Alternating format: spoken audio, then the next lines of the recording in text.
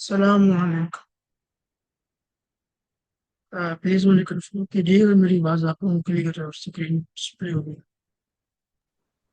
वालेकुम सलाम। Yes sir, आपकी आवाज़ भी ठीक है, आपकी स्क्रीन भी विजिबल।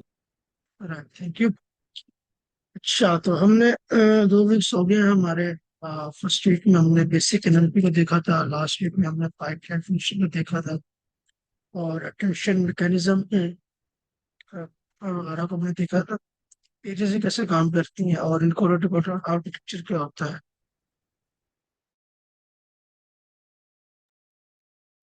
तो हम पाइपलाइन फंक्शन को देख रहे थे। अगर हम दोबारा उसका ओवरव्यू लिए, थोड़ा सा रिकॉल करेंगे बेसिकली वो क्या रहा था।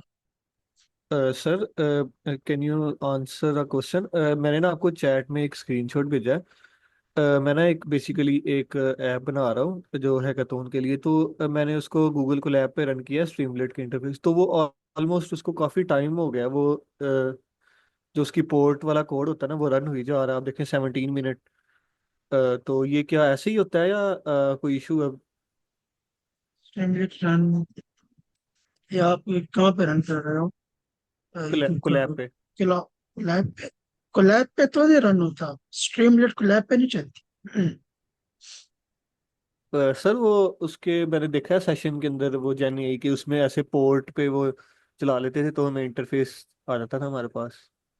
अभी आपके पास इंटरफेस डिस्प्ले नहीं हो रहा।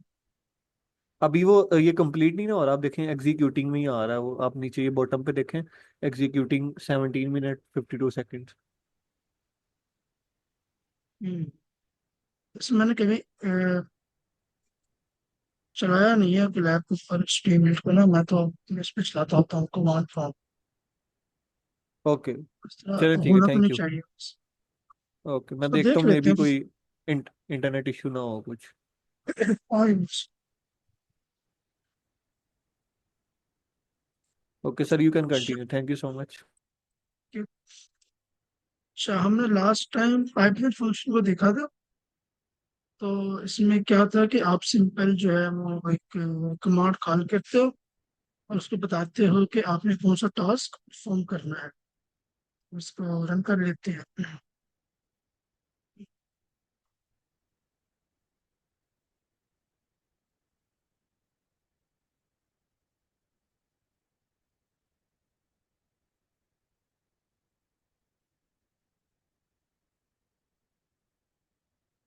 तो रन होने के बाद जब आपका मॉडल डाउनलोड हो जाएगा, तो हमने इसको सेंटेंस पास किया, I have been waiting for heaven face course my life. और यहाँ पे मुझे आउटपुट मिल गई कि ये पॉजिटिव सेंटीमेंट है और इसका पॉजिटिव होने का स्कोर है 95% जो प्रोबेबिलिटी। तो ये था बेसिकली पाइपलाइन फंक्शन। और आज हमने देखना है कि इस पाइपलाइन फंक्शन के अंदर क्या हो रहा था। कि इसमें तो जो आप सिर्फ इनपुट पास करते हो और आपको आउटपुट मिल जाती है। बट इसके अंदर भी तो कुछ हो रहा होगा ना, हमने आज बेसिकली वो देखना है तो अंडर द हुड जिसे किस तरह से काम कर। तो ये इस डायग्राम को देखें, ये पाइपलाइन फंक्शन की जो है इमेज है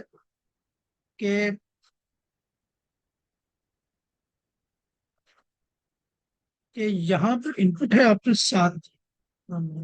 चेंज करूँ?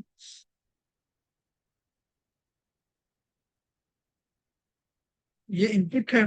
ये इनपुट कौन सी है? वही वाली जो आपने पास की थी कि I have been waiting for hugging course, for course related to hugging face, right. और उसकी जो आउटपुट है वो कौन सी है? वो ये वाली, ये जो आउटपुट आ रही है आपके साथ। ठीक है। और इस इनपुट और आउटपुट के दरमियान जब वो जनरेट हो रही होती है, ये 3 स्टेप्स चल रही होती है: tokenizer, model and post processing.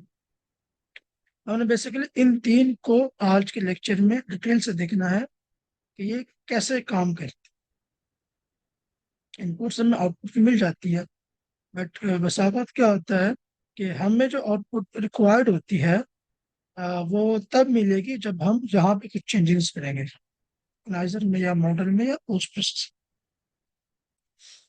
एक छोटी सी एग्जांपल देखते हैं कि क्या होता है। कि आपका रॉ टेक्स्ट है, आपका इनपुट है दिस कोर्स इज अमेजिंग, और ये इनपुट आईडीज में कन्वर्ट हो रहा है। अभी हम देखेंगे इनपुट आईडीज क्या होता है। इनपुट आईडीज में कन्वर्ट हो रहा है। इनपुट आईडीज से कन्वर्ट हो गया लॉजिट्स में, और लॉजिट्स से कन्वर्ट हो गया प्रिडिक्शन। तो आपको बेसिकली क्या डिस्प्ले हो रहा होता है, आप ये चीज बेचते हो, ठीक है, और आपको मिलती है ये चीज, ठीक है। तो इसके दरमियान ये दो काम हो रहे होते हैं। हमने इनको आज डिटेल में देखना है कि बेसिकली यहाँ पे क्या चल रहा होता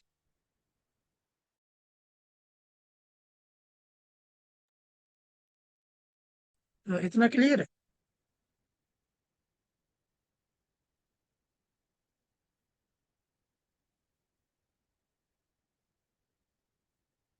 बस रिमूव कर देता हूँ। तो प्री प्रोसेसिंग विद टोकनाइजर, अब हम जो देखेंगे वो ये वाला काम होगा कि हमारे पास जो टोकनाइजर है, टोकनाइजर बेसिकली कैसे काम करता है हमने इसमें देख, इस चीज को हमने स्टडी करना है इन डेप्थ चार्ट। तो लास्ट जो है, जो हमारा लास्ट क्लास थी, और उससे पहले भी हमने इस चीज को काफी डिटेल में देखा था कि जो न्यूरल नेटवर्क्स होते हैं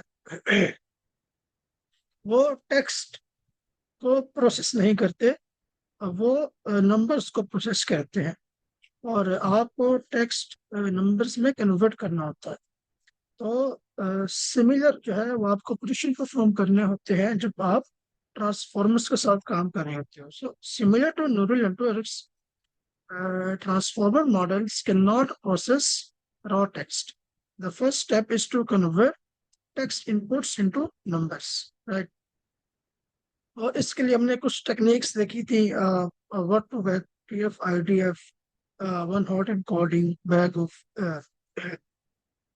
ऑफ वर्ड्स। बट वो टेक्निक्स जो है वो सही तरह से काम नहीं करती, मतलब कि हम वो टेक्स्ट को कन्वर्ट तो कर रही थी नंबर्स के अंदर, बट जो हमारी डिजायर्ड आउटपुट थी वो नहीं आ पा रही थी, उसमें कुछ लिमिटेशंस थी। कुछ टेक्निक्स के अंदर जो है सिमिलैरिटी कैप्चर नहीं होती थी। कुछ टेक्निक्स के अंदर जो है वो आपके पास जीरोस, किसी भी एक वेक्टर के अंदर जीरोस बहुत ज्यादा आ रहे थे, इसकी वजह से न्यूरल नेटवर्क के ट्रेनिंग में फर्क पड़ता है। तो अब हमारे पास एक और टेक्निक है एम्बेडिंग्स, हम उसको अब देखेंगे। तो ट्रांसफॉर्मर, व्हाट इज अ, यहाँ पे गलत लिखा गया, okay, correct it. What does a tokenizer, transformer should be a tokenizer? What does a tokenizer do? तो tokenizer क्या काम करता है? Split the text into tokens, assign an integer, and add additional tokens as per the requirements. तो हम इस example पे देखते हैं, हमारे पास रॉ टेक्स्ट है, दिस कोर्स इज अमेजिंग, और उसको हम टोकन्स में डिवाइड कर देंगे। सो this is a token, course is a token, इस is another token, amazing is another token। और अब हम उसके अंदर स्पेशल टोकन्स अपनी तरफ से ऐड करते हैं। सो CLS एक ऐसा टोकन है जो सीक्वेंस के स्टार्ट पे ऐड होगा, और सेपरेटेड SEP, सेपरेट उसको कहा जाता है। ये एक ऐसा टोकन है जो कि सीक्वेंस के एंड पे ऐड होता है, क्योंकि जब आपकी बात पूरी हो जाती है उसके एंड पे इसको ऐड किया जाता है। ये टोकन, ये दोनों टोकन, ये वाले, चेंज द कलर फर्स्ट।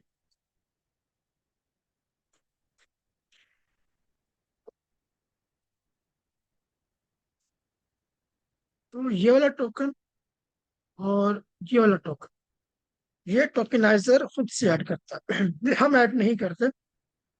हमारे पास सिर्फ जो टोकन है, दिस कोर्स इज अमेजिंग, और उसके बाद एक्सक्लेमेशन का साइन यहाँ पर, और उसके बाद हर एक टोकन को एक वैल्यू साइन कर दी जाती है। दिस को साइन कर दी गई 2023, कोर्स को साइन होगी ये वाली वैल्यू, इसको साइन हुई है ये, अमेजिंग को ये वाली, आपके पास एक्सप्लेनेशन साइन है इसको ये, और सेपरेटर को ये वैल्यू साइन होगी। ठीक है।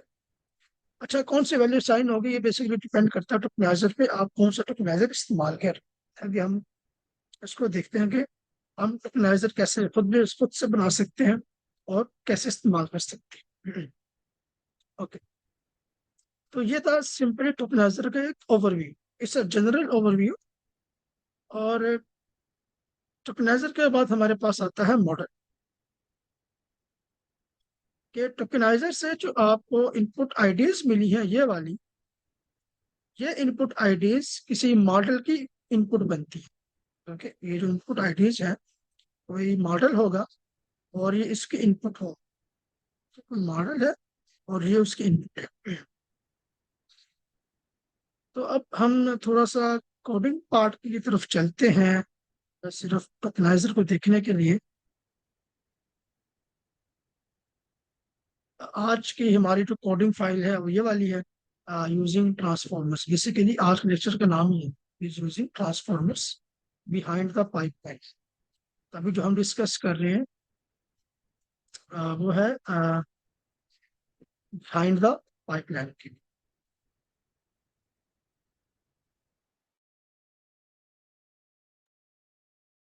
ओके, तो यहाँ पे सिंपली जैसे पहले हमने पाइपलाइन फंक्शन हमारे पास अवेलेबल है, हमने उसमें अपना टास्क बताया, उसको लोड कर लिया। मॉडल लोड हो जाने के बाद हमने उसमें दो सेंटेंसेस को पास किया, I have been waiting for having force face course and then I hate this so much. इसमें मुझे बताया कि पॉजिटिव लेबल है 0.25 सम परसेंट और नेगेटिव लेबल है 0.99। तो जो आपका फर्स्ट सेंटेंस है ये पॉजिटिव है, और जो आपका नेगेटिव सेंटेंस, जो सॉरी जो सेकंड सेंटेंस है, इसके जो सेंटीमेंट है वो नेगेटिव है। ओके, तो ये था पाइपलाइन, जो बेसिकली इनपुट और आउटपुट। लेकिन इनपुट और आउटपुट के दरमियान जो काम हो रहा था वो हमने यहाँ पे देखा कि दो टास्क बेसिकली परफॉर्म हो रहे हैं, सॉरी तीन task. Tokenizer, one is tokenizer, two is model. तो तीन चीजें इन्वॉल्व है, टोकनाइजर, मॉडल और पोस्ट प्रोसेसिंग। अभी हम टोकनाइजर को देखते हैं, ठीक है। तो ट्रांसफॉर्मर्स लाइब्रेरी के अंदर ऑटो टोकनाइजर करके एक फंक्शन है, और ये फंक्शन किसी भी मॉडल का टोकनाइजर आपके सामने डिनोट कर देता है। कोई भी लार्ज लैंग्वेज मॉडल है, कोई भी जो लार्ज लैंग्वेज मॉडल है, for example deep seek, chat GPT, chat GPT तो मॉडल नहीं है, GPT-4 या GPT 3.5, या फिर लामा और जिमेनाई। तो उन तमाम मॉडल्स के अंदर एक टोकनाइजर होगा। हर मॉडल का अपना एक टोकनाइजर होता है, ठीक है। और और मॉडल तो होता ही है उसके अंदर, जो हिडन इनपुट्स होती है और आउटपुट्स होती है, और उसके बाद उसके अंदर कोई पोस्ट प्रोसेसिंग का कॉन्सेप्ट होगा। ये चीज हर लार्ज लैंग्वेज मॉडल के अंदर सेम होती है। तो इसी वजह से हमारे पास ट्रांसफॉर्मर्स लाइब्रेरी के थ्रू एक ऑटो टोकनाइजर का फंक्शन है। और ये ऑटो टोकनाइजर फंक्शन क्या करता है कि आप इसको किसी भी मॉडल के चेक पॉइंट देंगे। चेक पॉइंट आप कैसे निकाल सकते हैं, हमने उसने देखा था कि आपने हैगिंग फेस पे जाना है, और हैगिंग फेस पे जाके मॉडल्स पे जाना है। तो जो आपके टेक्स्ट के जो मॉडल्स हैं, जैसे टेक्स्ट क्लासिफिकेशन का भी मॉडल है, किसी भी इसको कॉपी करेंगे, ये पूरी लाइन आप कॉपी करेंगे यहाँ से लेकर यहाँ तक, और कॉपी करने के बाद आप उसे यहाँ पे पेस्ट कर लेंगे। तो ये इसके चेक पॉइंट्स हैं, वो आप प्रोवाइड करेंगे, और ये टोकनाइजर को डाउनलोड करके दे देंगे। उसको डाउनलोड करते हैं।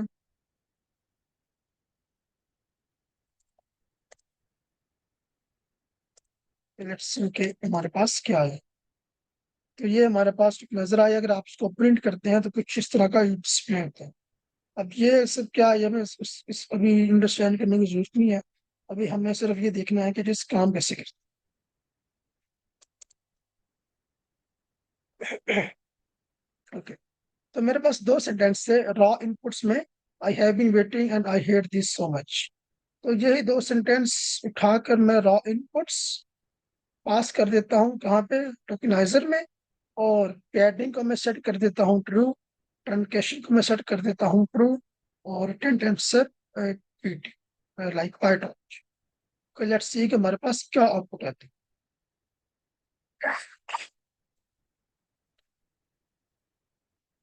हमारे पास जो आउटपुट आई है उसमें, अगर मैं इसको और मजीद क्लियर कर सकूं, ये जो आउटपुट आई है उसको मैंने एज अ इनपुट स्टोर कर लिया इनपुट के वेरिएबल में।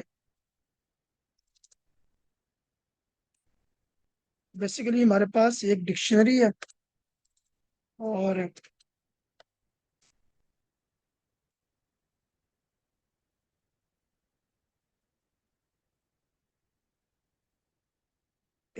दो चीजें हमारे पास आउटपुट आई हैं, इनपुट आईडीज और attention mask. Okay, let's look के इनपुट आईडीज क्या होता है। आपके पास पहले सेंटेंस कौन सा था, I have been waiting for this. So ये जो सेंटेंस है, जो आपका पहला सेंटेंस है, ये कन्वर्ट हो गया इनपुट आईडीज के अंदर, और उसके इनपुट आईडीज ये पर 101 से लेकर 102 तक। और आपका जो दूसरा सेंटेंस है, आई हेट दिस सो मच, जिसके इनपुट आईडीज यहाँ पर है। ठीक है। और अटेंशन मास्क को हम लोग बाद में देखेंगे जब हम टोकेनाइजर को काफी इन डेप्थ में पढ़ेंगे, मतलब कि आज के ही लेक्चर में इसको देखेंगे अटेंशन मास्क क्या होता है। और आप ये भी देख रहे होंगे कि यहाँ पे जीरो जीरोस भी है, काफी सारे जीरोस भी हैं, जबकि ये जीरोस फर्स्ट इनपुट के अंदर नहीं है, बट सेकंड जो इनपुट है उसके अंदर आ रहे हैं। तो ये क्यों आ रहे हैं ये भी हम देखेंगे। For the time being, let's forget these three things. Okay, what's the padding? What is really meant by truncation, and what is really meant by return? Let's focus on the only raw inputs. तो मेरे पास जो raw inputs थे, जब मैंने उनको पास किया, I get something like this. और इसके अंदर भी डिक्शनरी में मुझे दो चीजें मिली हैं, इनपुट आईडीज और रोटेशन मास्क। और ये दोनों चीजें मतलब कि इनपुट आईडीज और रोटेशन मास्क, जो मेरा मॉडल होगा, कौन सा मॉडल, ये वाला मॉडल, ये वाला मॉडल, ठीक है, ये वाला जो मॉडल होगा इसके ये इनपुट्स बन जाएंगे। तो टोकेनाइजर ने आपको क्या दिया, IDs,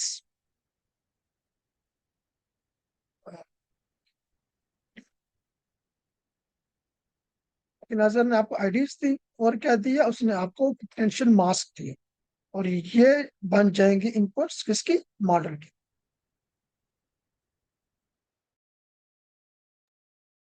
okay, now moving ahead to the model.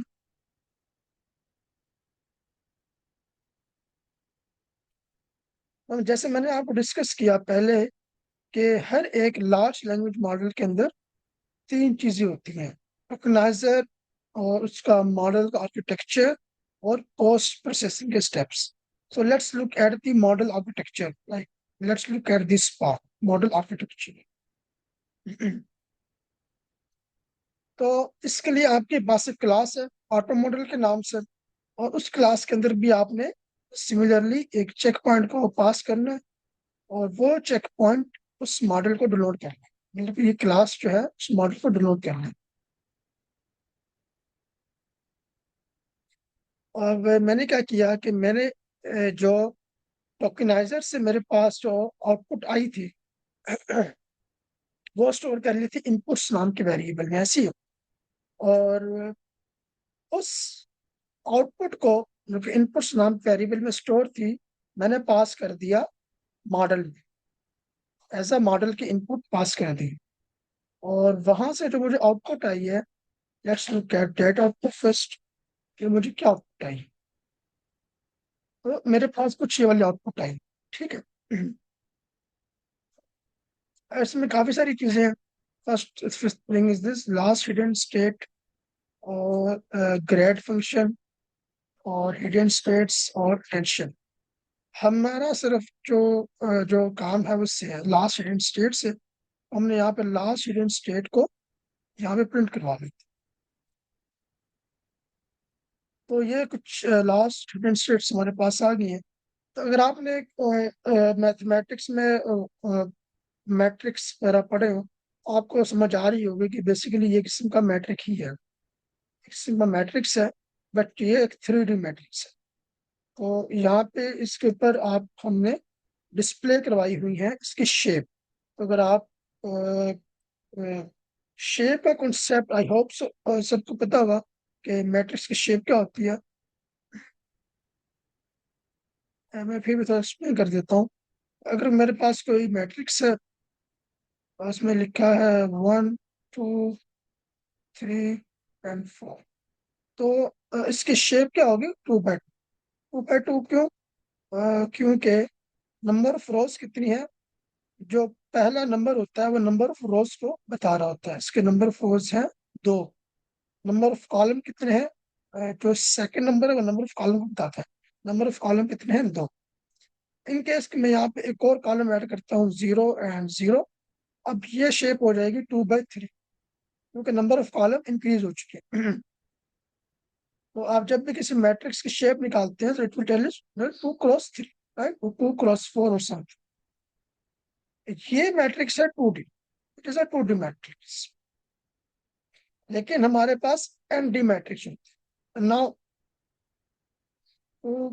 Visualise, अब 2D मैट्रिक्स को इस तरह से विजुअलाइज कर सकते हो, इस तरह से भी सामने कर दिया, हमने देखा है। लेकिन ND मैट्रिक्स को विजुअलाइज करना थोड़ा मुश्किल होता है। उसको उसकी ऑब्वियसली यहाँ पे तुम्हें पिक्चर मिल जाएगी।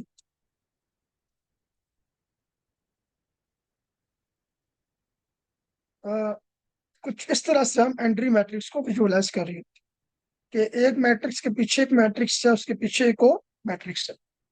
तो this actually can not draw it. तो ये पिक्चर जो है मैंने रेफरेंस में निकाली है। ये आप ये वाली पिक्चर्स देखें, ये वाली। सो एक मैट्रिक्स के पीछे एक और मैट्रिक्स, तो ये 3D मैट्रिक्स बनता है। उसके पीछे अब जितने भी मैट्रिक्स होंगे वो उसका डी हो जाएगा। मिसाल के तौर पर दिस इज 4D मैट्रिक्स, तो अगर आप इसके पीछे एक और मैट्रिक्स रख देते हैं तो वो 4D मैट्रिक्स बना। So now it is known as 4D matrix.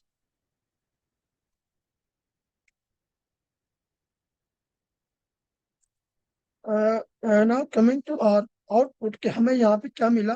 2 16 7 6 8। अब हमने ये देखना है कि ये 2 16 7 6 8 क्या होता है। एक चीज तो कन्फर्म है, ये 3D मैट्रिक्स है, और इसके अंदर हर मैट्रिक्स में 16 रोज होंगी और 7 6 8 कॉलम होंगे। ठीक है, 16 रोज होंगी, 7 6 8 कॉलम होंगे। तो टू क्या बता रहा है? टू ये बता रहा है कि आपके पास इस तरह के दो मैट्रिक्स मौजूद है। मतलब अगर किसी मैट्रिक्स की जो शेप है वो 16 है, 16 7 6 8 है, इट मीन्स कि जो रोज हैं वो 16 है और जो कॉलम्स हैं वो 7 6 8 है। तो टू आपको ये बता रहा है, जो उससे पहले टू लगा हुआ है वो ये बता रहा है कि आपके पास इस तरह के दो matrix with the shape of 16 7 6 8, आपके पास इस तरह के दो मैट्रिक्स, वो आपको सिंपल ये बता।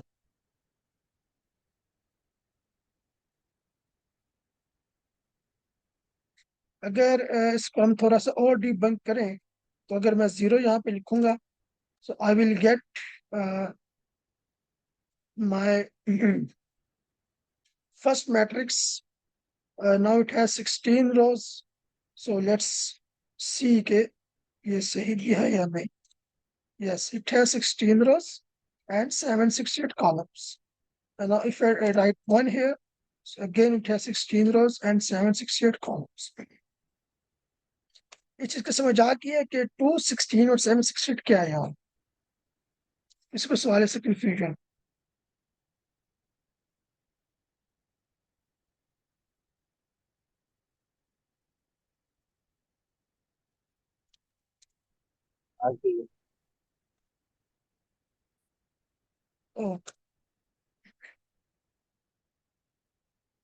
अगर हमें तो समझ आ गई है कि ये बेसिकली एक मैट्रिक्स है, 3D मैट्रिक्स। लेकिन ये नंबर रिप्रेजेंट क्या कर रहे हैं, अब हमने ये देखना है ये नंबर का मतलब ये कहना क्या चाह रहे हैं। Let's look at that.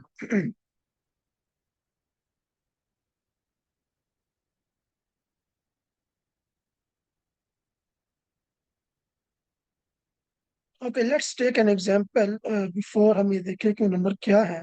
Let's take an example. Let's say कि मेरे पास एक सेंटेंस है, इसको मैं S1 कहता हूँ।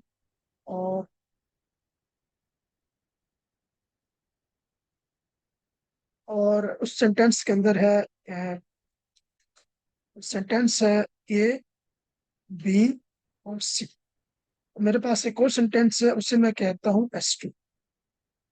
उसके अंदर है G, F और H। अच्छा, जब ये चीज टोकनाइजर में जाएगी तो टोकनाइजर क्या करेगा, इसको टोकन्स में डिवाइड कर देगा। So now A is a token, B is a token and C is a token. ठीक है। और जब ये भी टोकनाइजर में जाएगा तो टोकनाइजर इसको डिवाइड कर देगा, आई मीन तोड़ देगा तीन टोकन्स में, G, F and H। Next काम टोकनाइजर ने क्या करना है कि इनको कुछ आईडीज असाइन करनी है।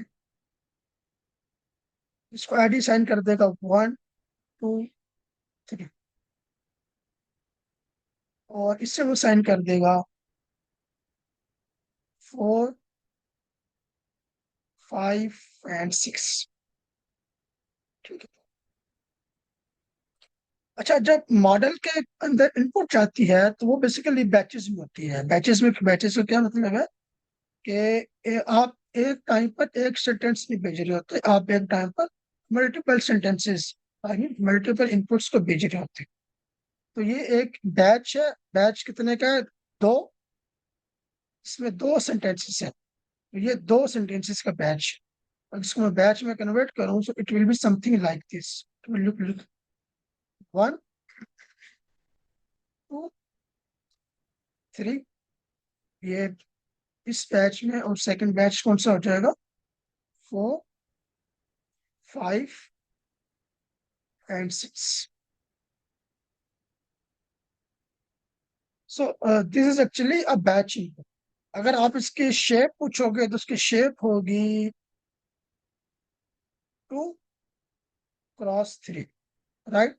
क्यों? क्योंकि टू रोज है और 3 इनपुट्स। जब ये इनपुट आईडीज बैचेस, जब आपके पास 100 सेंटेंसेस थे, उसका आपने टोकन्स में निकाल लिए, टोकन आईडीज निकाल ली, बैचेस बना लिए। अब बैचेस जब मॉडल के पास जाएगा तो मॉडल सबसे पहले क्या करेगा, इसकी इम्बेडिंग्स क्रिएट करेगा। इम्बेडिंग्स क्रिएट करेंगे, ठीक है।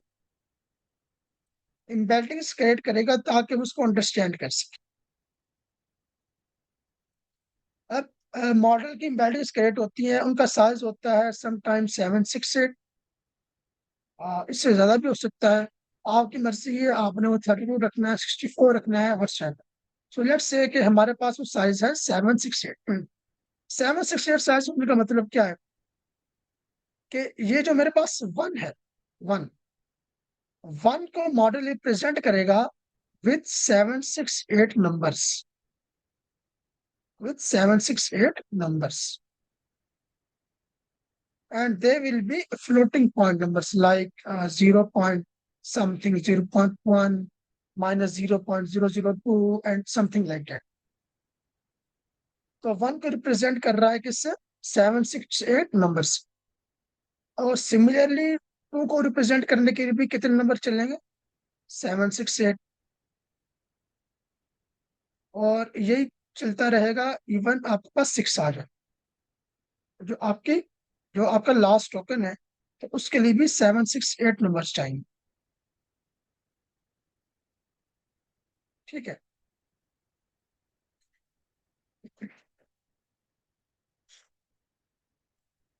अब अगर मैं आपसे पूछूं कि ये आप एक मैट्रिक्स बनाओ, तो इस अगर इसको एज अ मैट्रिक्स कंसिडर कर लिया जाए तो इसकी क्या शेप होनी चाहिए? जिसमें वन भी 768 नंबर से रिप्रेजेंट हो रहा है, टू भी, ताकि 6 तक, तो 3, 4, 5 से लेकर 6 तक 768 नंबर जो है उनसे वो रिप्रेजेंटेशन होगी। व्हाट डू यू थिंक, इसकी क्या शेप हो?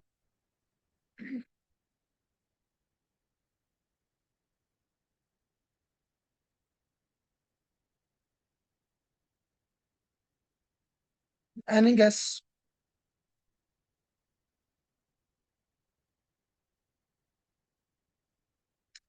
ओके, इसकी शेप होगी 6x7 6 क्योंकि हमारे पास 6 रोज है और 7 6 8 कॉलम्स है। ठीक है, ये एक जनरल ओवरव्यू है। लेकिन मॉडल बेसिकली इनपुट लेने के बाद क्या करता है कि this part of input will be considered will be treated differently, and this part of input will be treated differently. अब होगा क्या कि 1 2 3, यहाँ पे मैं 3 भी लिख देता हूँ, 1 2 3। तो ये भी आपका 7 6 8 ये नंबर्स यहाँ पे होंगे। So this will be considered as a matrix, this much. And from 4, this will be considered as a matrix of till 6. अब इसकी शेप बनेगी, तो यहाँ पे 2 मैट्रिक्स बन जाएंगे, एक मैट्रिक्स के अंदर 2 मैट्रिक्स आ। So it's shape will be now 2 × 3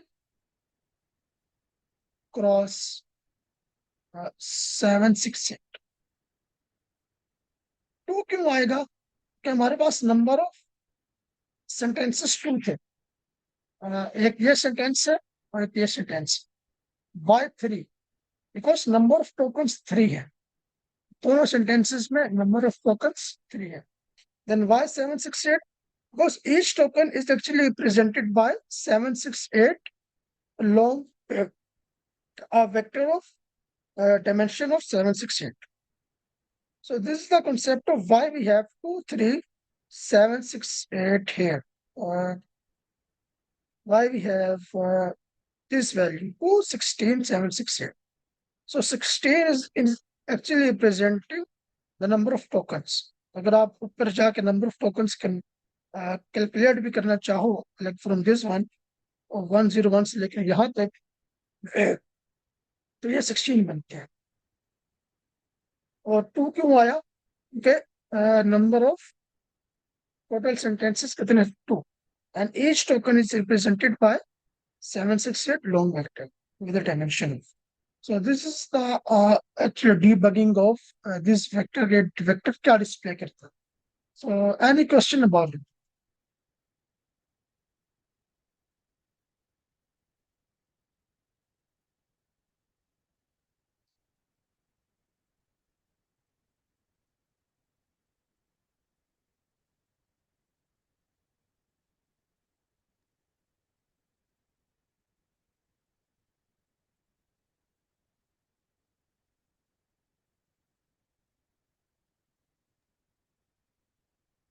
ये याद आ रही जी जी, यस सर। है। सर हमारे पास 2 सेंटेंसेस थे ना, उन्हीं को हम लेके चल रहे हैं। हम्म। तो ये जो 6 मैट्रिक्स बनी है जिनको हमने 2 में कन्वर्ट किया, इनका थोड़ा दोबारा जो है बता। राइट, कहाँ से? यहाँ से? जी सर। मतलब कि आप कह रहे हो कि हमारे पास 2 सेंटेंसेस थे जिनको हम लेके चल रहे हैं, लेकिन ये 6 बन के अच्छा है। ये हुआ इसलिए है कि आप ये देखो, बेसिकली 2 सेंटेंस से तो फर्स्ट सेंटेंस रिप्रेजेंट हो रहा है 1 2 3 से ना, और सेकंड सेंटेंस रिप्रेजेंट हो रहा है 4 5 6 से। ठीक है, ठीक है। अब नंबर ऑफ टोकन्स दोनों सेंटेंसेस में 3 है लेकिन टोटल नंबर ऑफ सेंटेंसेस कितने हैं? 2 है। तो हम सेंटेंस को एस से रिप्रेजेंट करते हैं। टोटल नंबर ऑफ सेंटेंसेस कितने हैं? हर एक टोकन कितने नंबर ऑफ कितने डायमेंशन के वेक्टर से रिप्रेजेंट होगा 768 से, ठीक है। तो 1 रिप्रेजेंट हो रहा है एक ऐसे डायमेंशनल वेक्टर से जो कि 768 नॉन। 768 का क्या मतलब है कि इसमें वैल्यूज है 1 2 टिल 768, काफी लॉन्ग वेक्टर।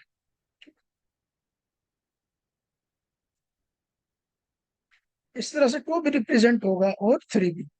तो जो वेक्टर लेट्स से जो वेक्टर 1 को रिप्रेजेंट कर रहा है वो कुछ इस तरह से दिखता है 0.1 से लेकर 0.7 तक। तो इसके अंदर टोटल नंबर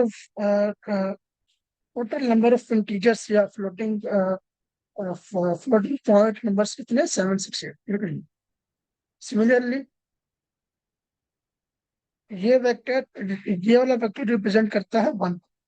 अब 2 को रिप्रेजेंटेशन के लिए भी सेम वेक्टर चाहिए होगा कुछ, उसका साइज भी 768 ही होगा।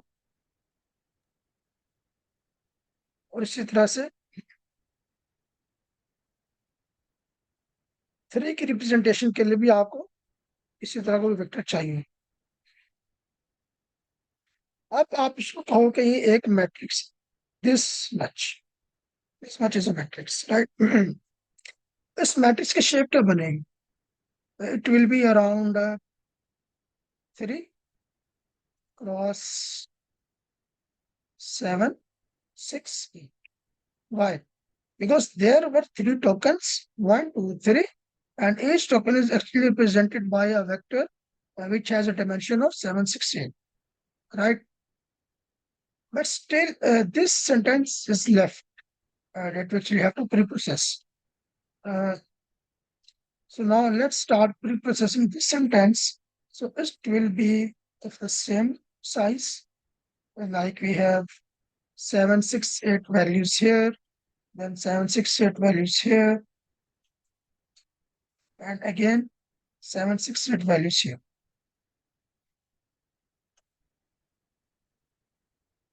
इसका साइज क्या होगा? Again 3 cross 7 6 8।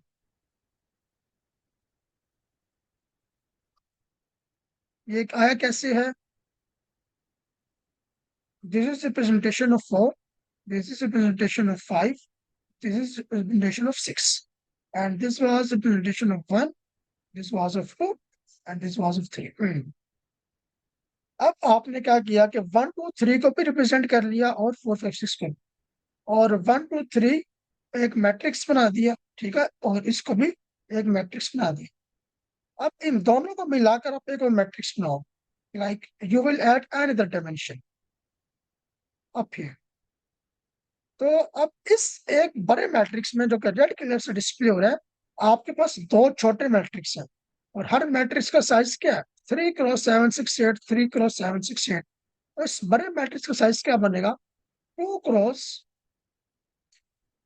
3 क्रॉस 7 6।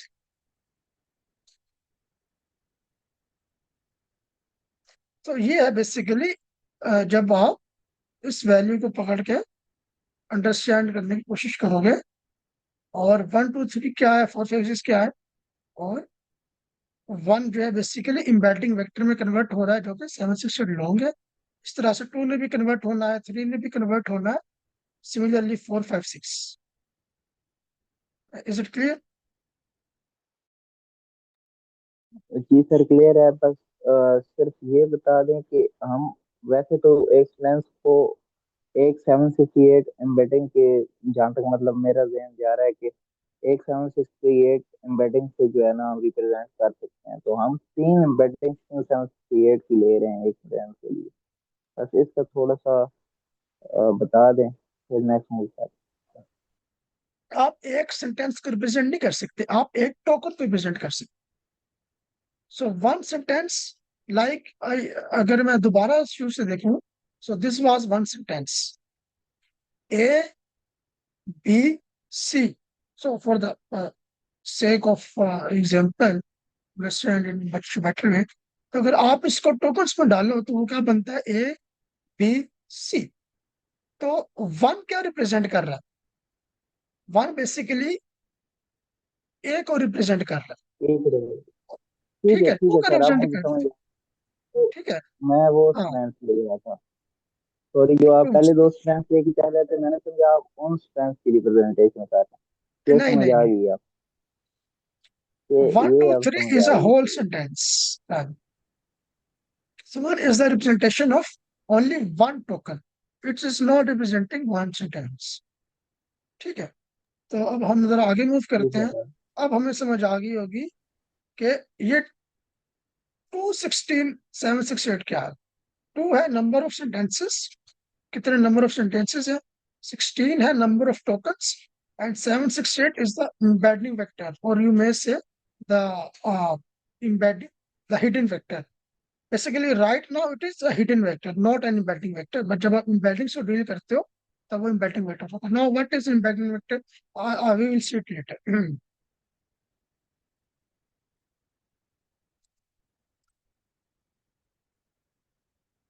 तो यहाँ पे उसकी एक्सप्लेनेशन है कि टू रिप्रेजेंट करता है बैच साइज को, 16 रिप्रेजेंट करता है sequence length, and 768 is hidden size.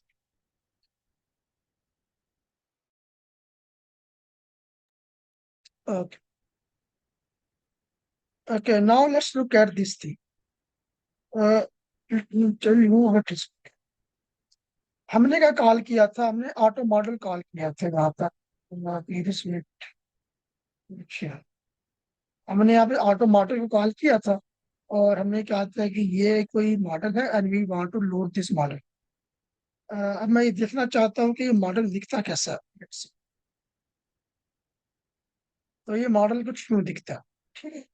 तब यहाँ पे ये मैंने इसको कॉपी पेस्ट किया है। सो ये जो ग्रीन जो है ना, ये जो ग्रीन हाईलाइटेड वर्जन है, ये इम्बेडिंग को डिस्प्ले कर रहा है। ये सिर्फ इम्बेडिंग के साथ डील कर। और ये जो एक और कलर है, no don't know the name, ये ट्रांसफॉर्मर को रिप्रेजेंट कर रहा है, और ये रिप्रेजेंट कर रहा है फुली कनेक्टेड लेयर को, जो आपके न्यूरल नेटवर्क की लेयर होती है। So now you can understand it in this way, that we have an embedding, like we have an embedding module। embedding module के आगे लगा हुआ है ट्रांसफॉर्मर मॉड्यूल, राइट। और ट्रांसफॉर्मर मॉड्यूल के आगे लगा हुआ है एक फुली कनेक्टेड मॉड्यूल, इसको मैं FN कह रहा था, कनेक्टेड मॉड्यूल, ठीक है। और यहाँ पे आप देखोगे इसकी जो नॉर्मलाइजेशन के बाद जो आउटपुट आ रही है वो क्या है, 768। That's why we were saying, हम देख रहे थे कि हमारे पास जो आउटपुट आती है वो 2x16x768 की आती है, ठीक है। अभी आपने इसमें बिल्कुल परेशान नहीं होना कि 768 जो है वही कहाँ से आया हुआ है। ये जो है इसको उसका पार्ट नहीं है, वरना हम इस पे चले जाएंगे। We are going to build a large language model from scratch, right. So just try to understand, like there is a hidden string. So it is a representation of one token with 768 numbers. लेकिन ये जो model है, ये basically मुझे कोई खास output दे नहीं पाएगा, क्योंकि हर मॉडल के आगे जैसे कि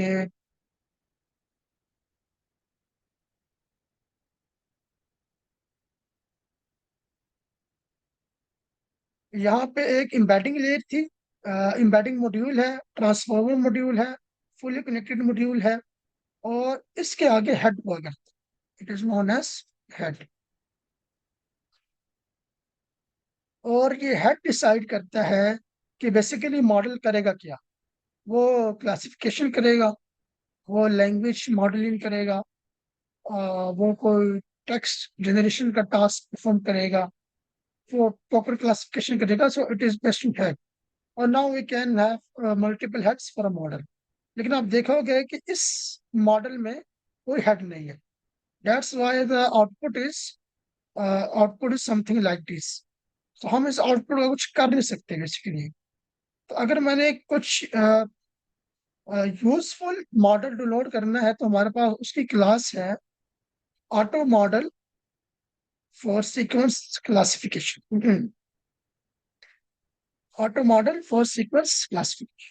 So I am passing the same checkpoint here, like distributed base, uncaged fine tune, English fine. और यहाँ पे एक और मॉडल डाउनलोड होगा. Let me give you. Let me run it first.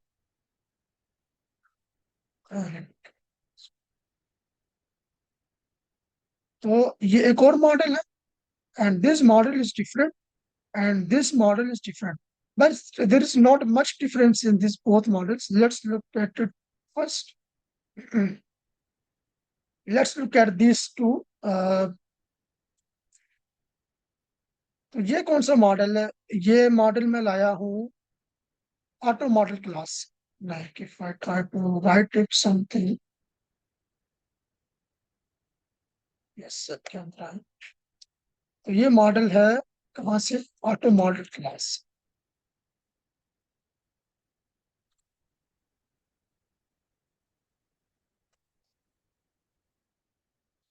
और ये वाला मॉडल कहाँ से आया? ये आया है auto model for sequence classification से. अच्छा, इसमें नोट करने वाली क्या चीज है कि इन दोनों मॉडल्स में एम्बेडिंग वेक्टर सेम है. ठीक है, ट्रांसफॉर्मर का मॉड्यूल सेम होगा और फुल इलेक्ट्रिक लेयर का मॉड्यूल भी सेम होगा. बट इस मॉडल के अंदर एक प्री क्लासिफायर का जो मॉड्यूल है, जो कि इस मॉडल में मिल रहा है, वो यहाँ पे नहीं है. ठीक है, वो यहाँ पे एग्जिस्ट नहीं करता. तो अब हमने ये वाला मॉडल डाउनलोड किया, auto model for sequence classification वाली क्लास के थ्रू से हमने ये वाला मॉडल डाउनलोड किया है, जिसके अंदर हमारे पास एक क्लासिफायर भी. अब बेसिकली हो क्या रहा है कि आपके पास मॉडल इनपुट थी, आपने उसे एम्बेडिंग में कन्वर्ट किया. एम्बेडिंग्स के बाद हिडन लेयर होती है. Now this is a kind of deep learning concept. उसके बाद हिडन स्टेट और हेड. थोड़ी देर पहले हमने जो मॉडल लोड किया था ना, वो सिर्फ यहाँ तक था, सॉरी यहाँ तक. लेकिन अब हमने जो मॉडल लोड किया है दोबारा, वो इतना बड़ा है. Like this right.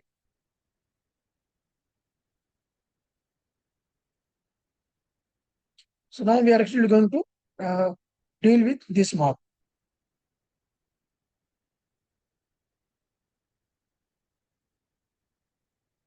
Okay. Same inputs like tokenizer की जो इनपुट्स थी मेरे पास, ये वाली ये वाली जो इनपुट्स है, I am going to pass these inputs to the model here, and then we will see कि हमारे पास क्या आया. तो इसने हमें जो आउटपुट दी है, let's look at it that out first. उसमें हमारे पास लॉस है, क्योंकि हम ट्रेनिंग तो परफॉर्म नहीं कर रहे. हमारे पास लॉजिट्स हैं, एंड हमारे पास एक ग्रेड का फंक्शन है जो कि डेरिवेशन होती है, और हिडन स्टेट्स है. हमारा इससे कोई मतलब नहीं है. We are only concern with the logics. So let's look at the logics. हमें पता लगा कि जो हमारे जो लॉजिक्स हैं उनकी शेप क्या है, टू बार. और लॉजिक्स दिखती कैसी है? ये कुछ इस तरह से दिख रही है, -1 point something, 1 point something, और 4 point on LDs. Now let me copy this logits from here.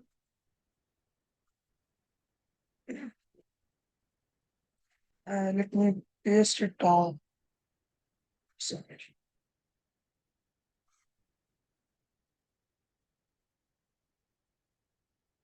Okay.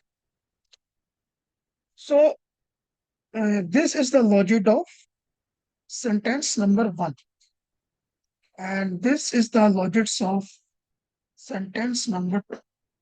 So now you will be surprised, like, and you will be amazed, like, initially we have 7, 6, 8, like, but now it is converted into 2.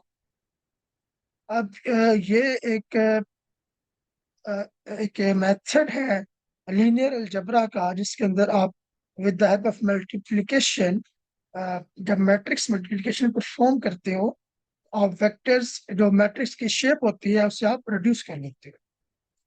So after performing that multiplication, this sentence one is represented by this much, and before इससे पहले कि हम हमारे पास जो logics थी, logics से पहले हम उसको रिप्रेजेंट कर रहे थे सेम सेंटेंस को with the help of 16 cross 716.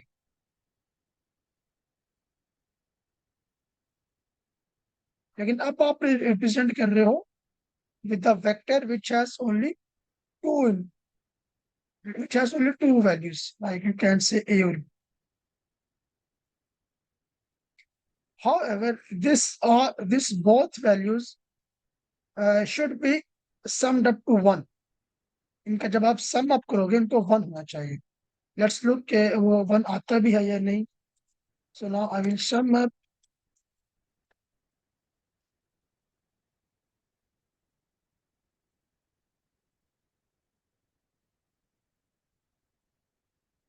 Okay.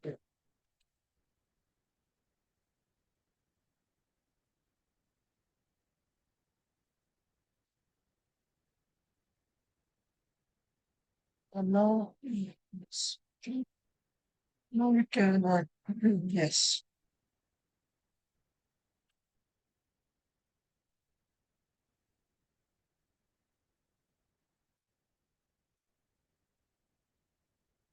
तो ये जो वेक्टर है फर्स्ट वाला, इसको जब आपने सम अप किया तो आपके पास आउटपुट आई है 0.0516 की, और इसकी आउटपुट आई है 0.8228. तो हम क्या चाह रहे हैं कि ये वेक्टर सम अप होकर क्या बन जाए, वन बन जाए. और हमने आई थिंक लास्ट क्लास में जब हम अटेंशन मैकेनिज्म को डिस्कस कर रहे थे, तो हमने सॉफ्ट मैक्स को देखा था कि हमारे पास सॉफ्ट मैक्स एक्टिवेशन फंक्शन होता है. तो हम जब सॉफ्ट मैक्स का एक्टिवेशन फंक्शन अप्लाई करेंगे तो ये वैल्यूज चेंज हो जाएंगे. So now when I apply soft max activation function like torch dot N N dot functional dot soft max, तो हमारे पास ये वैल्यूज आई हैं 4 समथिंग. एक्चुअल वैल्यू ये है, जिसको मैंने अंडर से मल्टीप्लाई कर दिया था 0.0402 and 0.95 and this much. Now let's again multiply it with 100. तो ये हमारे पास इसकी एक्चुअल वैल्यूज. ये वैल्यू क्या रिप्रेजेंट करती है कि this is at the index 0, this is at the index 1, and this is at the index 0, this is at the index 1. This value represents sentence 1. So sentence 1 is a positive sentence based on the value at the index 1 has much probability. तो आपके जो logics हैं वो convert हो जाएंगे probability के अंदर. आपके जब लॉजिक्स प्रोबेबिलिटी में कन्वर्ट हो जाएंगे तो 95% we are assured that the first sentence, that this sentence, see, is the, ये वाला जो सेंटेंस है, this is 95% we are sure this is a positive sentence.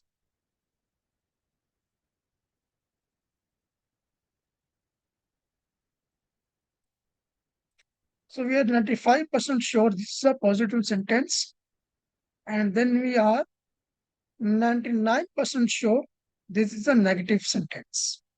और ये मुझे कैसे पता लग रहा है कि ये पॉजिटिव या नेगेटिव होगा, तो यहाँ पे आपके लेबल्स भी है. अगर कोई चीज 0 पे पड़ी है, it represents negative.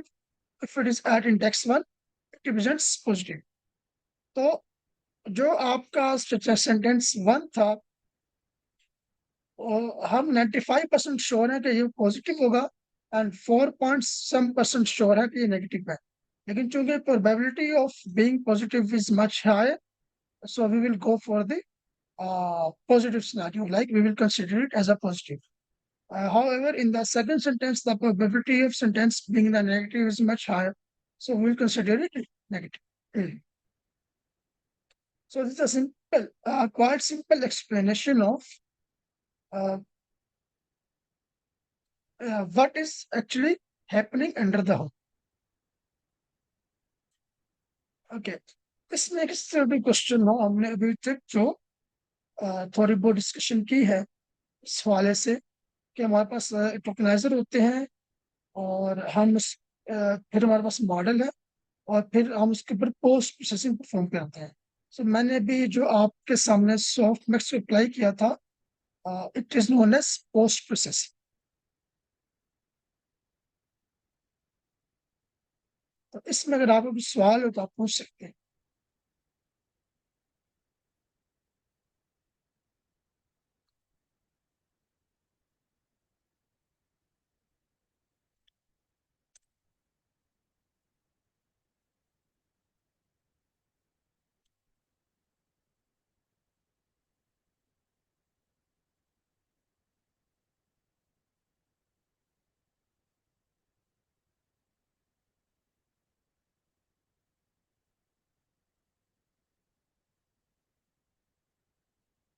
ओके, अगर आपको कोई सवाल नहीं है तो हम आगे मूव करते हैं.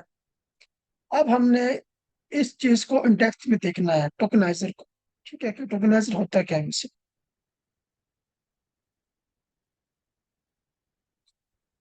तो हमें टोकनाइजर के बारे में इतना तो पता है कि टोकनाइजर का काम है कि हमें इस चीज का पता है कि मॉडल जो है वो सिर्फ नंबर्स को प्रोसेस कर सकते हैं और नंबर्स में कन्वर्ट करने के लिए हमें टोकनाइजेशन परफॉर्म करनी होती है.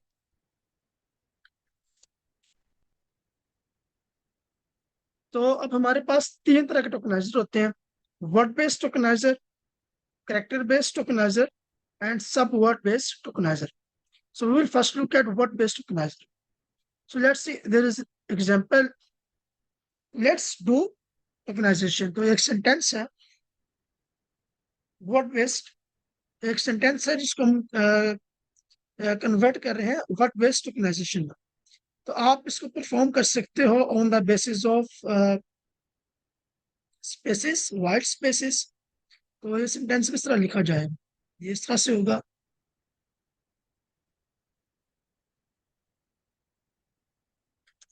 Let's do tokenization, right.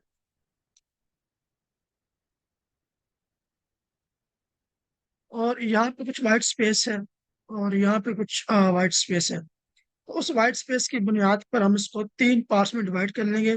So let's is a token, do is a token and tokenization is a token. और फर्दर डिवीजन हो सकती है on the basis of punctuations. So if you look eight,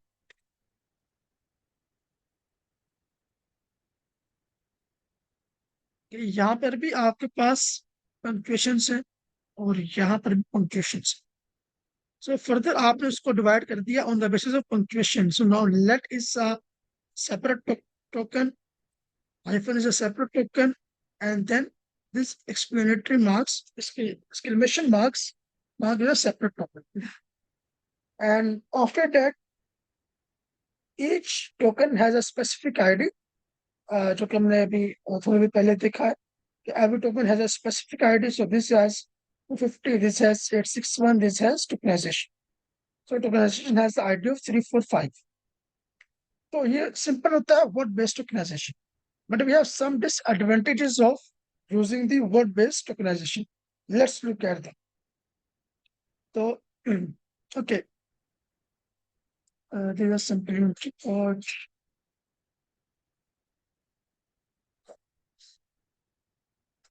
तो अगर आपके पास कोई टेक्स्ट था, data था और आपने उसको वर्ड बेस्ड टोकनाइजेशन परफॉर्म करनी है तो उसमें से आपने कुछ टोकन्स निकाले, दी ऑफ एंड टू से लेकर डॉग डॉस तक, और आपने दी को 1 असाइन कर दिया, ऑफ को 2 असाइन कर दिया और यहाँ पे दी को 7 कर दिया. How ever this is actually correct because we cannot assign two different token, like two different IDs to a same token. Okay, 4 को आपने 9 कर दिया, डैट को 13 कर दिया. बट प्रॉब्लम क्या आ रही है कि जब डॉग और डॉग्स आया Now they are similar words. Dog and dogs are similar words. The only difference is dog represents a bunch of dog, like a collection of dog, and a dog represents a single dog. This is the only difference. Otherwise, they are similar words, but the tokenizer has assigned two different IDs. तो क्या हो रहा है कि very similar words have entirely different meanings. जब ये IDs convert होंगी embeddings के अंदर, तो मॉडल इन दोनों वर्ड्स को as a different word treat करना शुरू कर देगा. लेकिन ये दोनों डिफरेंट वर्ड नहीं है, ये दोनों सेम वर्ड हैं. डिफरेंस किस चीज का है कि ये रिप्रेजेंट कर रहा है कलेक्शन ऑफ डॉग्स को, और ये रिप्रेजेंट कर रहा है single dog. So this is the first disadvantage. The second disadvantage is the vocabulary can end up very large.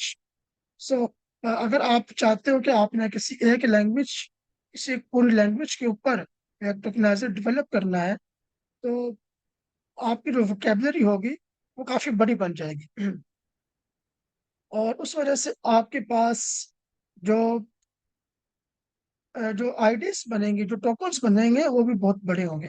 For example, there is a simple example कि इंग्लिश लैंग्वेज में we have 500,000 words, right. अगर आप ये समझो कि we have how much 500,000 words, like 500, and each word is represented by a vector of 768 column. So now you just can imagine कि ये matrix कितना बड़ा होगा, जिसके अंदर 500,000 रोज हो और 768 कॉलम हो. And this matrix is a huge matrix and it will take a lot of memory. तो ये एक बहुत बड़ा हमारे पास प्रॉब्लम है कि वोकैबुलरी बहुत बड़ी हो जाती है, इसकी वजह से स्पेस बहुत ज्यादा सिस्टम लेता है. और यही बात यहाँ पे डिस्कस कर दी कि large vocabulary results in heavy models. तो जितनी बड़ी वोकैबुलरी होगी उतना आपके मॉडल का साइज बड़ा हो जाएगा. अब हम कुछ काम कर सकते हैं कि इसके साथ डील करने के लिए हम अपनी वोकैबुलरी में से कुछ वर्ड्स को रिड्यूस कर दें, कुछ वर्ड्स निकाल दें. लाइक अगर मेरे पास टोटल नंबर ऑफ वर्ड्स 1,70,000 है, तो मैं उसमें से सिर्फ 10,000 वर्ड्स को रखूंगा और 1,60,000 को रिमूव कर दूंगा.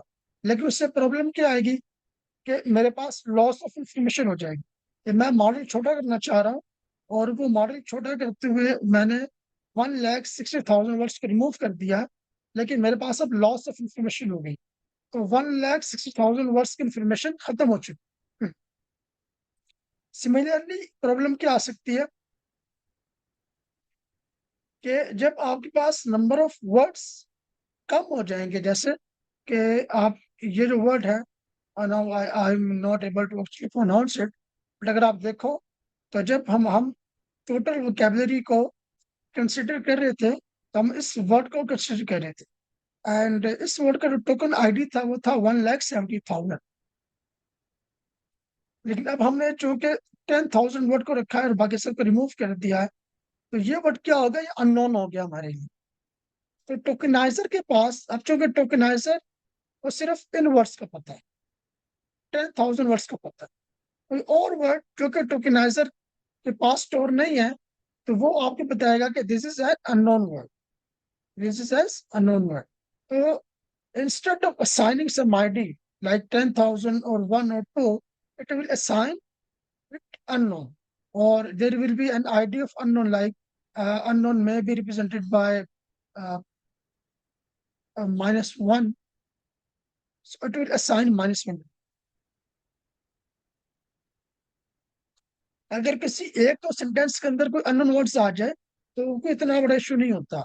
लेकिन अगर आपके पास सेंटेंसेस के अंदर बार बार अननोन वर्ड्स आ रहे हैं, उसका मतलब यह है कि आपका मॉडल अब अच्छा परफॉर्म नहीं कर पाएगा. लॉस ऑफ इंफॉर्मेशन हो चुकी है. और एंड द सेकेंड वे, अब आपको अपना जो मॉडल है, जो टोकनाइजर है, उसकी वोकैबुलरी को इंक्रीज करना पड़ेगा. हाँ, उसका एक ड्रॉप है कि आपका मॉडल का साइज इंक्रीज हो जाएगा, but we have actually no choice. Okay. So we were dealing with the problem of vocabulary, कि हमारे पास वोकेबलरी का इश्यू आ रहा है। और वोकेबलरी का इश्यू खत्म करने के लिए हमारे पास कैरेक्टर लेवल टोकनाइजेशन होती है। तो अगर आप सेंटेंस लेवल टोकनाइजेशन पे देखो, तो हम वर्ड्स की बुनियाद पर इसको डिवाइड कर रहे हैं। Let's do tokenization. लेकिन कैरेक्टर लेवल टोकनाइजेशन क्या होगी? कैरेक्टर्स की बुनियाद पे आप उसे डिवाइड कर रहे हैं। सो so now L is a token, E is a token, T is a token, this mark is a token, S is a token. So every character is a token. तो इसके में आपने अपनी जो वोकेबलरी है उसे आपने रिड्यूस कर लिया। वो आपने कैसे रिड्यूस कर लिया कि टोटल नंबर ऑफ कैरेक्टर्स जो इंग्लिश लैंग्वेज में है वो 256 है, राइट। उससे पहले क्या हो रहा था कि टोटल नंबर ऑफ वर्ड्स तो 500,000 है, आपकी जो वोकेबलरी है वो जा रही थी 1,70,000 तक। लेकिन अब आपकी जो वोकेबलरी है वो आ गई 256 तक। So instead of our vocabulary is at 1,70,000, वो हमारे पास 256 कैरेक्टर है।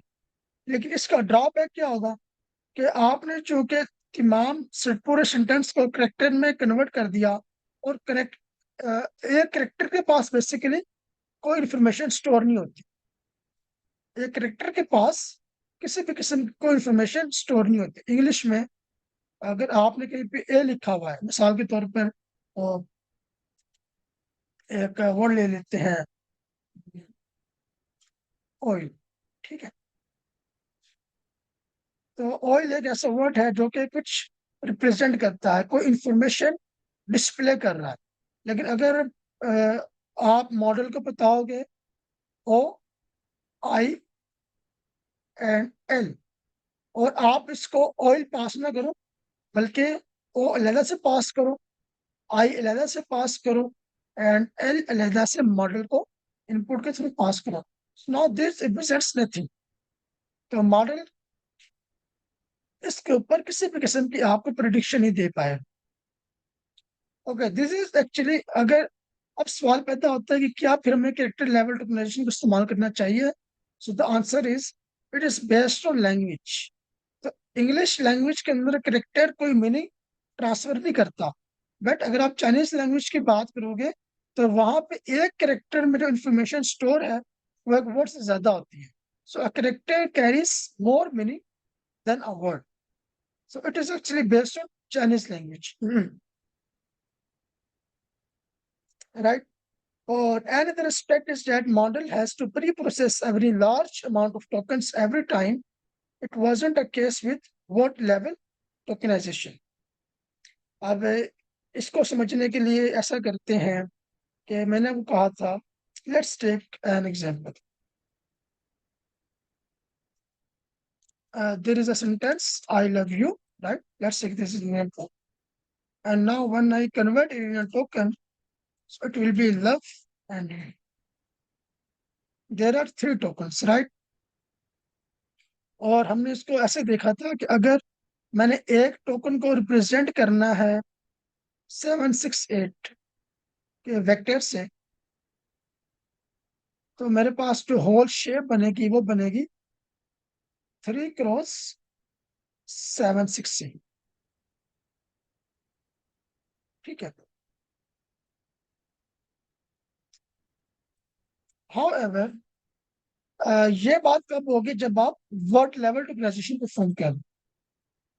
लेकिन अगर मैं इसको रिप्रेजेंट करना चाहूँ करेक्टर लेवल टोकनाइजेशन पे, सो नाउ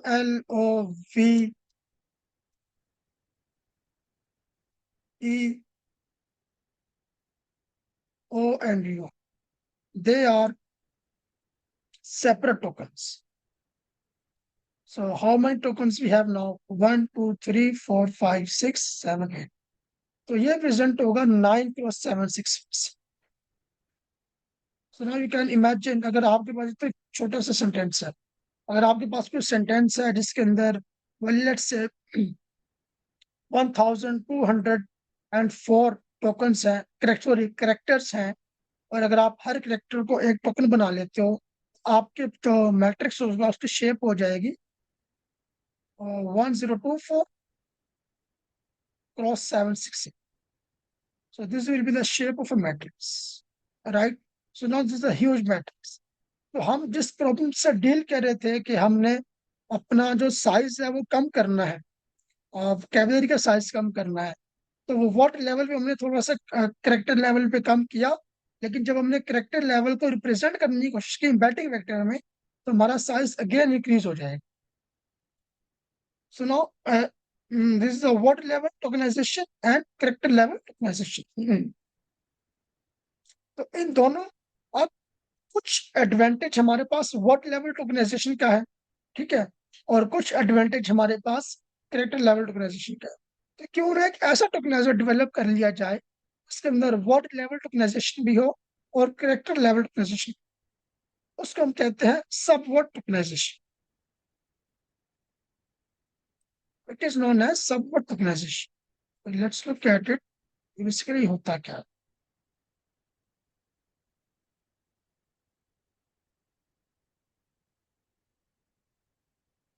तो हमारे पास वर्ड बेस्ड टोकनाइजेशन थी, करेक्टर बेस्ड टोकनाइजेशन है.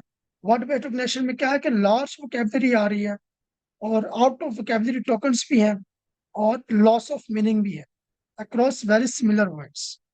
और करेक्टर लेवल टोकनाइजेशन में क्या है कि वेरी लॉन्ग सीक्वेंसेस, जो कि मैंने अभी दिखाया कि इसका शेप क्या बनेगा 1024 क्रॉस 76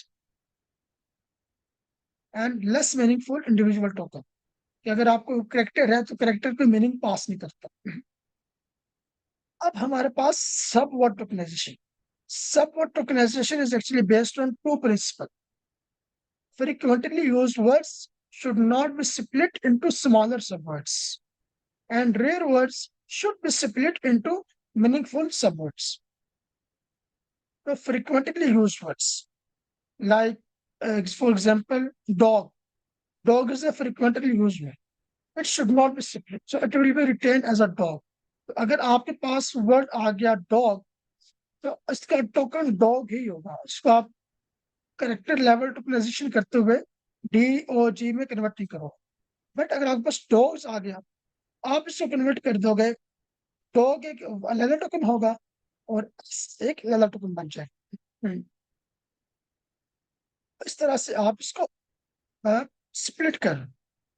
एंड सिमिलरली अगर यहाँ कहीं पे टोकनाइजेशन लिखा हुआ है, उसमें से टोकन एक लैला टोकन है और ization will be treated as a separate token. So now you may ask कि इसका बेसिकली क्या फायदा है, मतलब कि इससे हम फायदा कैसे उठाएंगे. Okay, before I actually go to the benefit of it, so let's look at a few examples. तो टोकनाइजेशन, टोकनाइजेशन, और अगर टोकन्स लिखा हुआ है तो टोकन में S is a separate token and token is a separate token. और कहीं पे टोकनाइजिंग लिखा होगा, so this ING will be is a separate token and this much will be a separate token. और हमारे पास जो टोकनाइजर्स होते हैं वो कैसे प्रेजेंट करते हैं. टोकनाइजेशन को जब आप डिवाइड करोगे टोकन में और आइजेशन में, तो चूंकि ये दो वर्ड, ये जो दो टोकन्स हैं, ये एक ही वर्ड को रिप्रेजेंट करते हैं, तो वो यहाँ पे डबल हैश लगा दिया जाएगा, ताकि जब हम कन्वर्जन परफॉर्म कर रहे होंगे, like when I want to, ये जो आपका पूरा प्रोसेस है टोकनाइजेशन को कन्वर्ट करने का, दो टोकन्स में ये आपके पास के लाएगा इनकोडिंग. ठीक है. जब आपने इसको वन वर्ड में कन्वर्ट करना है, so this will be known as decoding. तो अब मुझे कैसे पता लगेगा कि टोकन के आगे क्या आएगा या टोकन के आगे कोई वर्ड भी आता है. तो हमने उसके लिए ये एक डबल हैश रखा हुआ है, इससे हम उसको रिप्रेजेंट कर रहे हैं. So now I will again, जब मैं उसको रिप्रेजेंट कर रहा हूँ, सो आई विल टेक टोकन, ये हैश रिमूव हो जाएगा एंड सिंपली इसको यहाँ पे ऐड कर दिया जाएगा. सो टोकनाइजेशन,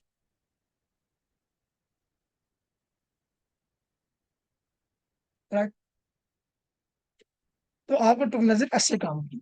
अगर नाउ लेट्स सी कि ये हमारे पास इसका सबसे ज्यादा फायदा कहाँ पे होता है, सबवर्ड टोकनाइजेशन का. इसका फायदा उन लैंग्वेजेस में होता है जहाँ पे एक वर्ड के आगे दूसरा वर्ड लगाने से एक नया मीनिंग आ जाता है। एक एग्जांपल देखें, तुर्किश लैंग्वेज में जो ईफ वर्ड है इसका मतलब है हाउस। बट अगर आप उस ईफ के आगे लर लगा दो, ईफ लर, उसका मतलब हो जाएगा हाउसेस। और उसी ईफ के आगे आगे अगर आप आई एम आई जेड लगा दो, now I can not pronounce it, इविमिस, लेट्स से इट इज इविमिस, उसका मतलब हो जाएगा और हाउस। और अगर आप इस ईफ लर के आगे इमस लगा दो, ईफ लर इमिस, इट विल और हाउसेस, राइट। तो आप देख रहे हो कैसे एक वर्ड जो कि पहले सिर्फ हाउस था, उसके आगे आप वर्ड्स लगाते जाओगे तो वो उसका मीनिंग चेंज होता चला जा रहा है। अच्छा, आपसे सब वर्ड टोकनाइजेशन में कैसे बेनिफिशियल है? अगर मैं वर्ड टोकनाइजेशन की बात करूँ,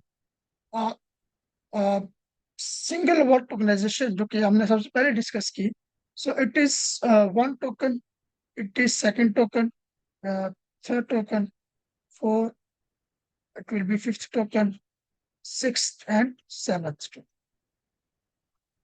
ठीक है, तो हमारे पास कितने टोकन बने? 7 टोकन। और अगर इसको सब वर्ड में कन्वर्ट कर दिया जाए तो सब वर्ड के अंदर जो ईव है, this is the first token, L E R is second token, I M S is third token. So यहाँ पे कोई टोकन न्यू टोकन नहीं है, हमने पहले से टोकन डिस्प्ले करने हैं। D is fourth, D is in fifth and miss is sixth. Now you can say कि जब आपने सब टोकनाइजेशन परफॉर्म की तो आपके नंबर ऑफ टोकन 6 हो गए हैं। जब आप रिवॉर्ड लेवल टोकनाइजेशन परफॉर्म कर रहे थे तो नंबर ऑफ टोकन कितने थे? 7। तो एक छोटे से एग्जांपल में आपने कम से कम एक टोकन जो है वो रिड्यूस कर लिया अपना। और अगर आप इसी एग्जांपल को उठाकर किसी बुक पर या एक लैंग्वेज के ऊपर मैप कर दो, so you can assume and you can imagine कि हम कितनी अपनी वोकैबुलरी जो है वो रिड्यूस कर लेंगे और मॉडल का साइज रिड्यूस कर लेंगे। तो हमारे पास कुछ एग्जांपल है सपोर्ट ऑर्गेनाइजेशन की। The famous one is byte pair encoding, ये GPT-2 के अंदर भी इस्तेमाल हुई है। Then we have unigram encoding, ये एल्बर्ट मॉडल में इस्तेमाल हुई है। And then we have word piece encoding and this is used in BERT और DistilBERT, right. So now let's look at few examples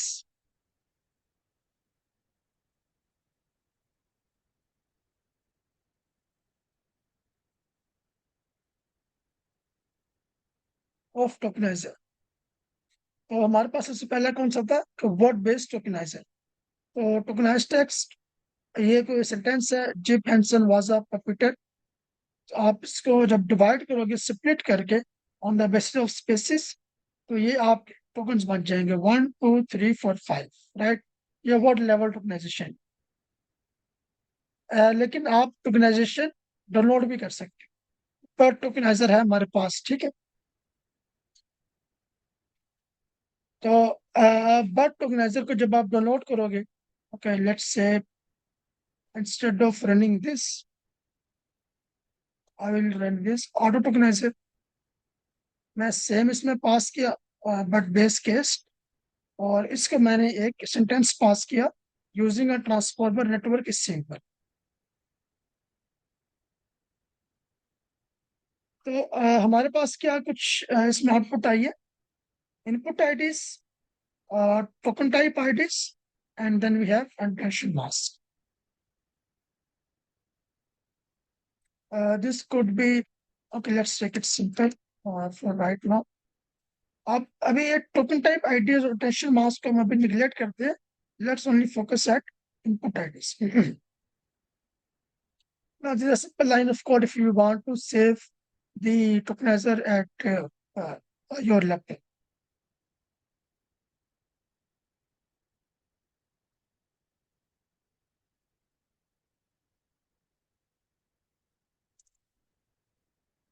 तो अभी यहाँ पे एक ऑटो टोकनाइजर की क्लास हमने डाउनलोड की, बट बेस केस्ट, एक सेंटेंस है using a transformer network is simple. अगर मैं इसको पास कर दूं टोकनाइजर टोकनाइजर में मैं सीक्वेंस पास करूं तो मेरे पास जो इनपुट आएगी वो कुछ ही है, सॉरी जो आउटपुट आएगी उसमें इनपुट आईडीज आ रही है. So I am only interested in input IDs. तो ये मेरे पास इनपुट आईडीज आई. और नाउ लेट्स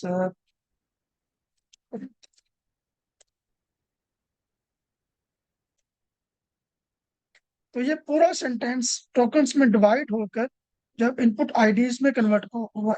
कौन से वाले इनपुट आईडीज? यहाँ पे देखें, ये वाली. जब आपने इसको किया था let's do cool something like this, no, this one. So let's do tokenization, and let's do tokenization is converted. Let's convert हो गया था 250 और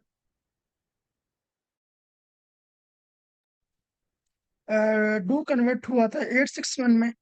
tokenization convert हुआ था 345. So using a transformer is actually converted into these IDs. So now I can actually take tokens from like this in how many tokens this sentence has been divided. So using a transformer network is simple. तो tokens कौन से हैं? ये वाले. Using a transformer. तो जो transformer एक पूरा वर्ड है उसको उसने दो टोकन्स में कन्वर्ट किया instead of converting into one token. So trans will be a one token and former will be a second token. Network is simple, right? So using a transformer network is simple. So आपके पास tokens कितने बने? 1, 2, 3, 4, 5, 6, 7. हमारे पास 7 tokens जो है वो बने. और मैंने इसको स्टोर कर लिया एक वेरिएबल में जो tokens है. Now I want to convert it into IDs. In what? In these IDs. अभी तक मैंने क्या हासिल कर लिया? टोकन्स एक्सट्रैक्ट कर लिया, ये वाले tokens. Now I want to convert into IDs. तो जब आईडीज में कन्वर्ट करोगे it will be something like 7993 170 13 something like this. तो हमारे पास टोकन्स कितने थे? 1 2 3 4 5 6 7. और आईडीज कितनी है? 1 2 3 4 5 6 7. और सिंपली जब आप इस आईडीज को पास करोगे टोकनाइजर को टोकनाइजर डॉट डिकोड फंक्शन में तो आपके पास जो सेंटेंस है वो वापस आ जाएगी. Using a transformer network is simple. तो हमने अभी तक क्या किया कि ऑटो टोकनाइजर की क्लास को हमने इसमें हमने किया है, इंपोर्ट किया. और हमने वहां से जो बर्ट मॉडल है उसके चेक पॉइंट्स को डाउनलोड किया टोकनाइजर को रन करने के लिए. एक सीक्वेंस लिया और उसको हमने टोकन्स में कन्वर्ट कर दिया. So we get some tokens. हमने उसके बाद उन टोकन्स को with the help of this function tokenizer dot convert tokens to IDs, with help of this function हमने उसको कन्वर्ट कर दिया आईडीज के अंदर. And then we actually have from this IDs, जब हमने इन आईडीज को उठाया तो हमने इसको कन्वर्ट कर दिया इस सेंटेंस में. जो सेंटेंस बेसिकली जिस सेंटेंस को हम पहले टोकन्स में और आईडीज में कन्वर्ट कर रहे हैं, सो उन्हीं आईडीज से हम वो सेंटेंस में निकाल सकते हैं. So providing this tokens we get this sentence using a transformer network is simple. But there's one thing to see. Let me display it.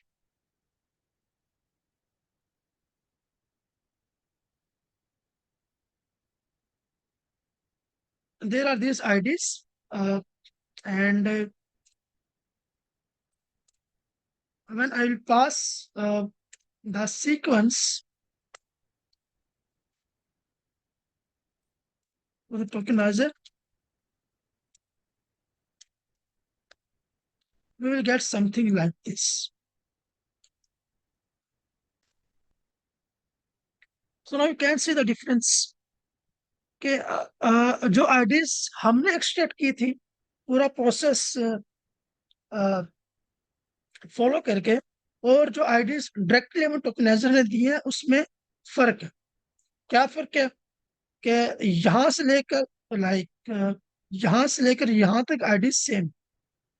So if there is 7993, उसके ऊपर भी 7993 लिखा हुआ है, 170 तो 170 है। लेकिन दो आईडीज जो है वो डिफरेंट है, 101 एंड 102। ये कौन सी आईडी है 101 एंड 10? ये वो स्पेशल आईडी टोकन्स है जिसको हम डिस्कस कर रहे थे। Let me see.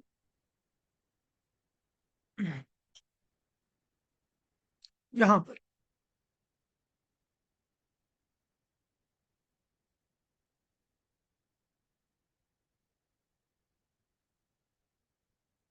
So CLS and the separator, ये वो स्पेशल टोकन्स है जो कि टोकनाइजर ने खुद से ऐड किए हैं, जो कि हमने ऐड नहीं करवाए थे। और आपने देखना हो कि 101 बेसिकली क्या रिप्रेजेंट करता है, तो हम उसको लिख सकते हैं tokenizer dot convert ID to tokens and I can 101। तो 101 क्या रिप्रेजेंट कर रहा है, CLS। और अगर मैं ये फुल उठा के इसको पास कर दूं, तो यहाँ पे क्या है कि CLS using are transformer network is simple. तो यहाँ पे आप देख रहे होंगे कि दो जो टोकन्स हैं वो ट्रांसफॉर्मर ने खुद से ऐड किए हैं। तो इसी वजह से हमें यहाँ पे शेप के अंदर जो है वो फर्क नजर आ रहा है। ओके, अभी तक हमने क्या देखा कि हमारे पास वर्ड बेस्ड टोकनाइजेशन है, करेक्टर बेस्ड टोकनाइजेशन हमने देखी, और सब वर्ड बेस्ड टोकनाइजेशन देखी है। इसमें किसी का क्वेश्चन हो वर्ड बेस्ड, करेक्टर बेस्ड या सब वर्ड बेस्ड?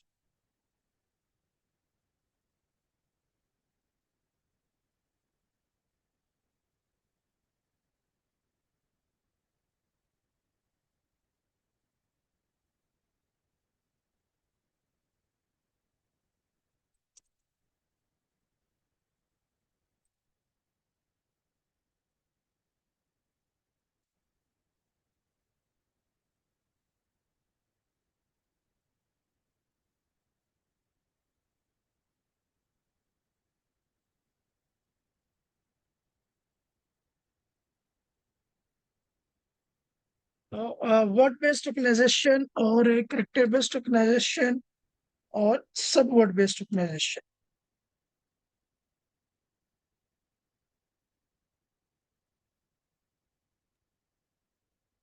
इधर कोई issue नहीं। ओके, कोई क्वेश्चन नहीं है।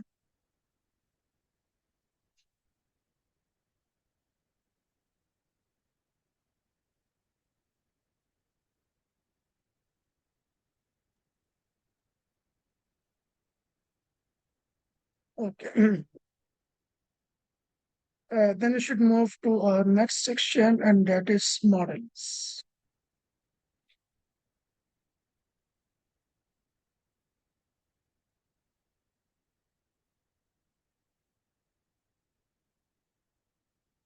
तो अभी तक हमने टोकनाइजर्स को इन डेप्थ देखा है। तो बेसिकली टोकनाइजर्स क्या, और हम इसमें देखा इन थ्री टाइप्स ऑफ टोकनाइजर में डिस्कस किया है। And now we have to see models.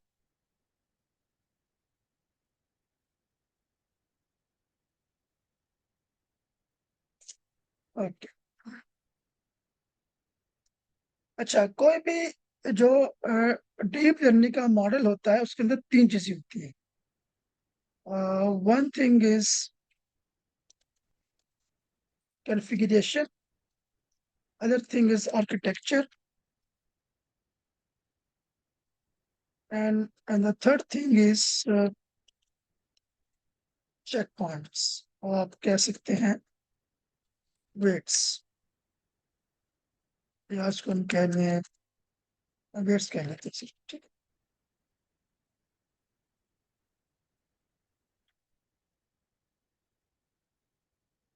Okay, हर एक लार्ज लैंग्वेज मॉडल का आर्किटेक्चर भी डिफरेंट होगा। उसकी कन्फिग्रेशन भी डिफरेंट होगी, और उसका वेट, उसके जो वेट्स हैं वो भी हमेशा डिफरेंट रहेंगे। अब आप चाहो तो आपके पास ऐसे फंक्शंस हैं जिनको अगर आप कॉल करो, आप कन्फिग्रेशन भी, आर्किटेक्चर भी और वेट्स, ये तीनों चीजें एक साथ ही डाउनलोड हो जाएंगी, ठीक है। और ऐसे फंक्शन भी है जिससे आप कन्फिग्रेशन सेपरेटली जो है वो डाउनलोड कर सकते हो, आर्किटेक्चर सेपरेट डाउनलोड कर सकते हो, और वेट्स जो है वो सेपरेट डाउनलोड कर सकते हो। अब हम क्या करेंगे, हम स्टेप बाय स्टेप इसको फॉलो करेंगे कि हम पहले कन्फिग्रेशन को डाउनलोड करेंगे, देखेंगे कन्फिग्रेशन में क्या है, फिर आर्किटेक्चर डाउनलोड करेंगे और फिर वेट्स को download. So now let's look at the configuration. Okay, configuration से पहले हमारे पास कन्फिग्रेशन डाउनलोड करने के लिए दो मॉडल्स होते हैं, सॉरी दो फंक्शंस होते हैं। One is auto config. Auto config आपसे इनपुट में लेगा एनी मॉडल्स नेम, ठीक है। तो कोई सा भी मॉडल आप उसका नेम यहाँ पे ऑटो कन्फिग में डालोगे और वो जो है डाउनलोड हो जाएगा। इसके बाद हमारे पास दूसरे फंक्शंस होते हैं, so this is one type of functions.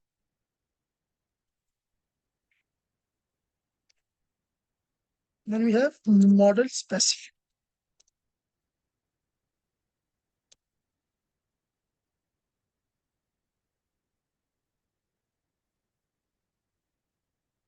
अगर आप यहाँ पे देखो इस कोडिंग एनवायरनमेंट में, यहाँ पे एक ऑटो कन्फिग है, ठीक है।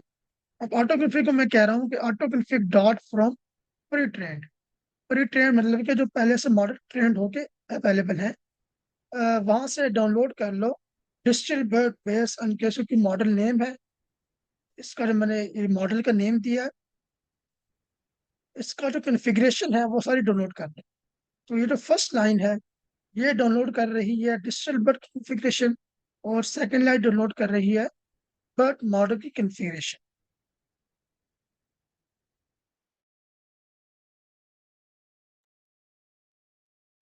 और अगर हम इसको अब देखना चाहें कि कन्फिग्रेशन में हमारे पास क्या डाउनलोड हुआ है, तो वो है ये, इसकी हमारे पास आउटपुट आ गई। ये इसका आर्किटेक्चर क्या होगा, एंड अटेंशन प्रोबेबिलिटी क्या है, ड्रॉप आउट रेट की क्या प्रोबेबिलिटी है। अब हमें इसको समझना जरूरी नहीं है कि बेसिकली सब क्या होता है, लेकिन हमें ये है कि यहाँ पे डाउनलोड क्या हो रहा है, हिडन हिडन एक्टिवेशन फीचर कौन सा होगा, हिडन साइज क्या होगा, और मॉडल टाइप, इसके अलावा number of nation heads, number of Nations 12 हैं, नंबर ऑफ हिडन लेयर्स 12 हैं, पैडिंग टोकन आईडी कितनी है, 0 है, और टाइप ऑफ वोकेबलरी साइज 2 है। इस तरह के जो different details about the model है वो डाउनलोड होनी है। तो यह किसी भी मॉडल की configuration. Now we can look at DistilBERT one, वो इससे थोड़ी डिफरेंट होगी।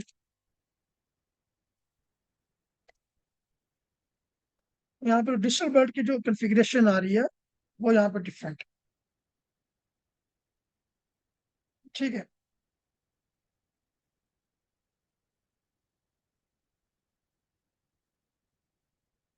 तो ऑटो कन्फिग्रेशन क्या हुआ कि मैंने बर्ड की भी कन्फिग्रेशन डाउनलोड कर ली और डिजिटल बर्ड की, लेकिन ये भी मुमकिन है कि मैं सिर्फ बर्ड की कन्फिग्रेशन डाउनलोड करना चाहूँ। तो एक ऐसा फंक्शन अवेलेबल है जिससे सिर्फ बर्ड मॉडल्स की कन्फिग्रेशन डाउनलोड हो, और किसी मॉडल की कन्फिग्रेशन डाउनलोड नहीं हो सकती। तो अगर मैं यहाँ पे बर्ड मॉडल की डाउनलोड करूँ और उसको मैं डिस्प्ले करूँ, सो ये वो सिमिलर चीज़ है जो कि अभी थोड़ी देर पहले हमने देखी है, जब हमने बर्ड कन्फी को कॉल किया था। इट्स अ सिमिलर थिंग क्योंकि हमने थोड़ी देर पहले देखा था। तो किसी भी मॉडल की कन्फिग्रेशन आप अब दो तरह से ला सकते हो। या तो आप auto model auto configuration call कर लो, या आप बर्ड कन्फिग्रेशन या जेपीटी कन्फिग्रेशन या जेमिनाई कन्फिग्रेशन, मतलब कि स्पेसिफिक मॉडल की भी फंक्शन अवेलेबल है। जब आप उसे कॉल करोगे तो सिर्फ उसी कन्फिग्रेशन जो है वो आपको अवेलेबल होगी। मूविंग अहेड, अब जब हमने मॉडल जो है वो इंस्टॉल कर लिया, सॉरी कॉन्फ़िगरेशन जब उसके इंस्टॉल कर ली है तो या डाउनलोड कर लिया है, तो अब हमें क्या चाहिए? हमें उसके आर्किटेक्चर रिक्वायर्ड, हमें उसके आर्किटेक्चर रिक्वायर्ड, ठीक है। तो आर्किटेक्चर लाने के लिए भी हमारे पास अगेन जो है वो दो फंक्शन या दो classes. One is auto model, इसके जरिए से आप किसी भी मॉडल की आर्किटेक्चर अपने सिस्टम में डाउनलोड कर सकते हैं। अदर इज बर्ड या फिर जीपीटी मॉडल। तो ये मॉडल स्पेसिफिक हो जाएंगे, ठीक है।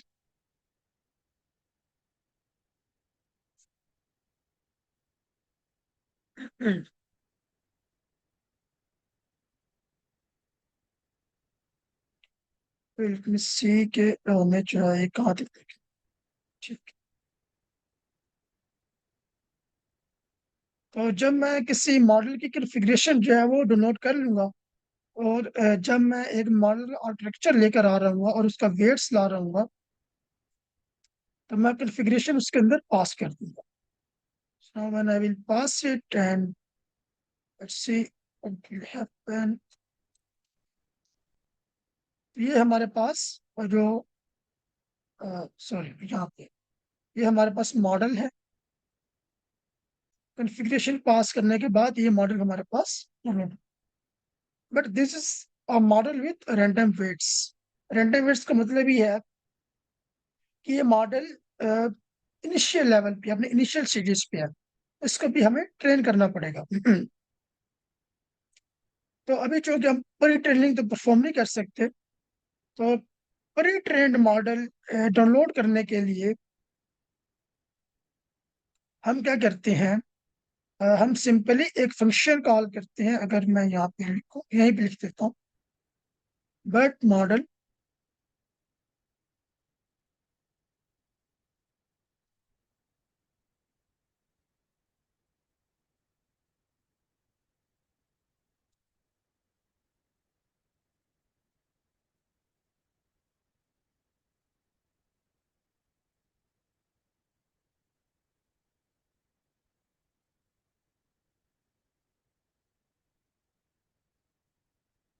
ओके, इसमें लोग क्या कहना चाह रहा है?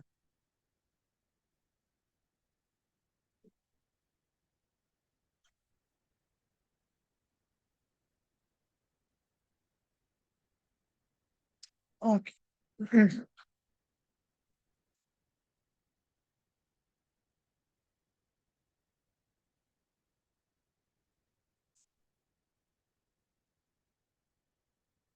ओके।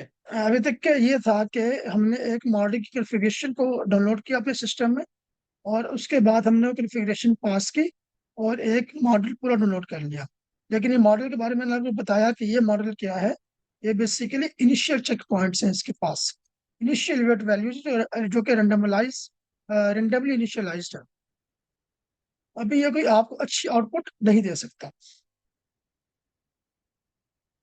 तो अगर हमने अब अगर जब प्री ट्रेन मॉडल इंस्टॉल करना है, तो हम कैसे करेंगे कि हम लिखेंगे बट मॉडल।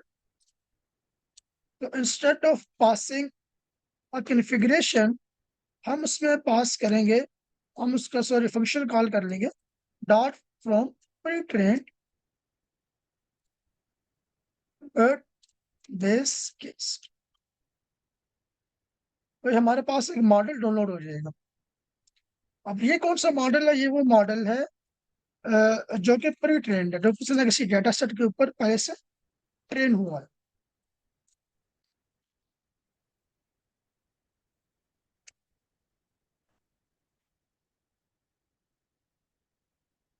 ये सिंपली एक ऐसा मॉडल है जो कि पहले से किसी न किसी डेटा सेट पर ट्रेन हुआ है, ठीक है। अभी तक इसमें हमने दो चीजें देखी कि हमारे पास कोई भी मॉडल, किसी भी मॉडल के अंदर टोकनाइजेशन और पोस्ट प्रोसेसिंग को साइड पर रखते हुए, और इसी में मॉडल में तीन चीजें होती हैं: कॉन्फ़िगरेशन, आर्किटेक्चर एंड वेट्स। तो कॉन्फ़िगरेशन को सिस्टम में डाउनलोड करने के दो क्लासेस हैं, ऑटो कॉन्फ़िग, ठीक है, या फिर model specific class. I should call it function instead of class, right. So this could be bird config. इस तरह की आपको बहुत सारे एग्जांपल्स जो है वो हगिंग फेस की जो डॉक्यूमेंटेशन में मिल जाएंगे. और आर्किटेक्चर और प्लस वेट्स को लाने के लिए भी आपके पास दो क्लासें हैं. एक है ऑटो मॉडल, इसको यहाँ पे लिख देता हूँ, आर्किटेक्चर प्लस, या फिर ऑटो मॉडल से क्या होगा कि आप कोई भी जो है वो डाउनलोड या इंस्टॉल कर सकते हो कोई भी मॉडल अपने सिस्टम में. लेकिन बर्ड मॉडल से या जीपीटी मॉडल से आप सिर्फ एक स्पेसिफिक मॉडल ही डाउनलोड कर पाओगे.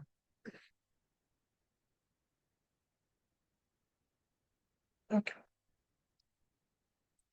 और इसके अलावा एक चीज यहाँ पे I don't want to skip, it is this thing, like we have see the configuration, right. हमने पहले कॉन्फ़िगरेशन में देखा था.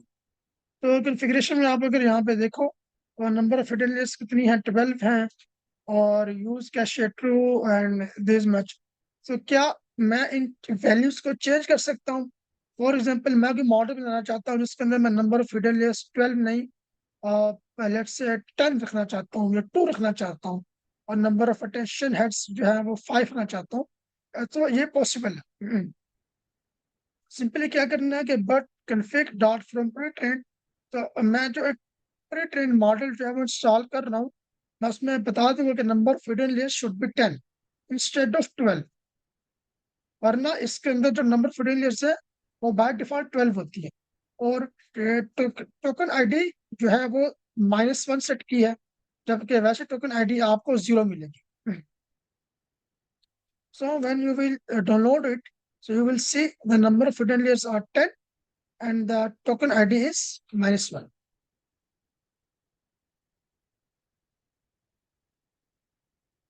So this is a simple how we can download the configuration and the model architecture plus weight from Hugging Face library.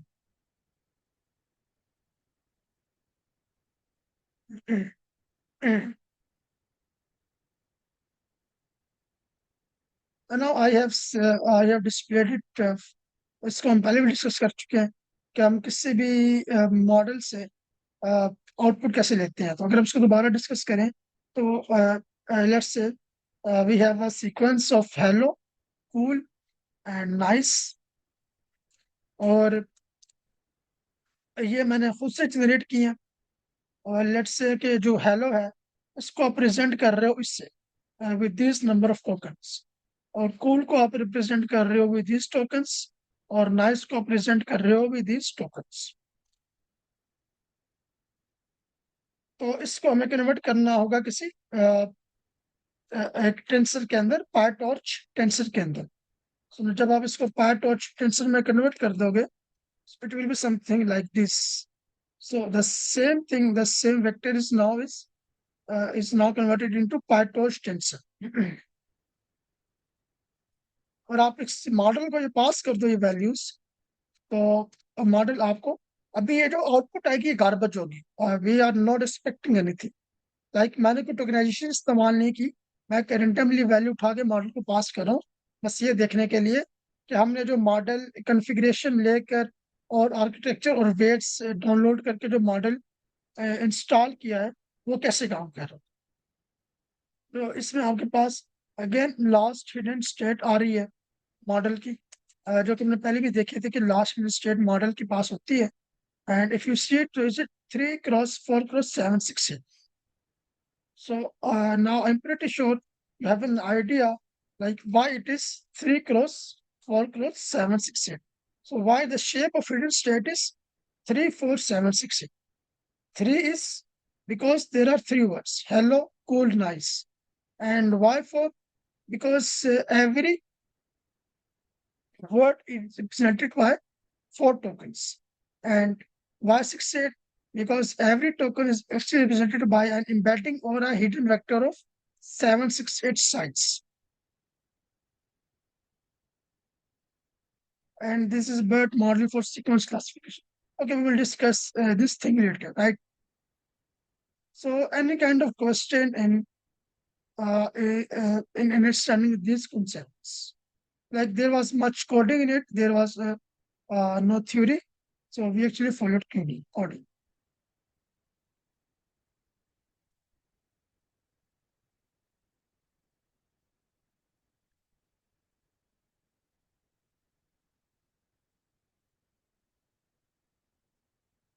So since we are now we are uh, only a few minutes are left, so we'll resume these two parts yeah, tomorrow. So any question in whatsoever we have learned so far?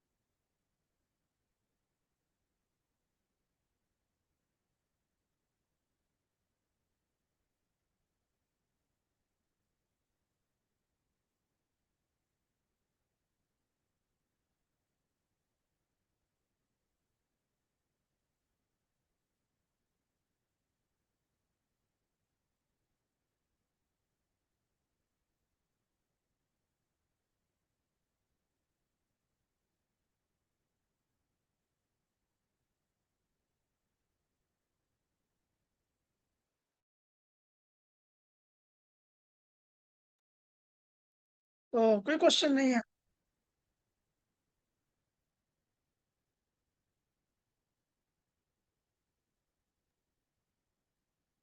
Sir इसमें जो आप बता रहे थे कि हम already जो है ट्रेंड मॉडल साइंस फिलहाल वैसे हम नहीं गए, तो शुरू से अपने ही बिल्ड कर रहे हैं। अगर ऑलरेडी फिर ट्रेंड मॉडल हैं तो वो तो हमें ठीक है, अगर वो जनरेशन के लिए हमने बनाया है तो वो तो हमें आउटपुट देगा ना, लाइक जनरल अगर हम कोई भी मॉडल सर डेवलप आपकी आवाज ना काफी कट रही है करें। कुछ, ऐसे समझ नहीं आ रही मुझे। अभी क्लियर है मेरी बात? आप क्लियर है? सर मैं ये कह रहा हूँ कि अभी तो हम जो है ये बिल्कुल न्यू सिर्फ मॉडल ट्रेन करेंगे ना। वैसे तो हम स्मॉल पैरामीटर्स वाला मॉडल उठा के उसकी जनरेशन, अगर वो जनरेशन के रिलेटेड है तो टेक्स्ट जनरेशन कर सकते हैं विदाउट ट्रेनिंग के। नहीं तो फिर तो आपको गार्बेज आउटपुट आएगी। आई मीन कि आप कह रहे हो कि एक मॉडल, आप प्री ट्रेन मॉडल की बात कर रहे हो या कोई एक न्यू मॉडल की बात कर रहे सर यहाँ पे हम न्यू मॉडल। हो? जब तक आप ये फंक्शन कॉल नहीं करोगे ना फ्रॉम प्री ट्रेन, तो जो सा भी मॉडल लोड होगा वो न्यू मॉडल है, और न्यू मॉडल के पास कोई लर्निंग नहीं होती। वो जो भी आउटपुट देगा वो गार्बेज होगी। गार्बेज का मतलब है कि रॉन्ग आउटपुट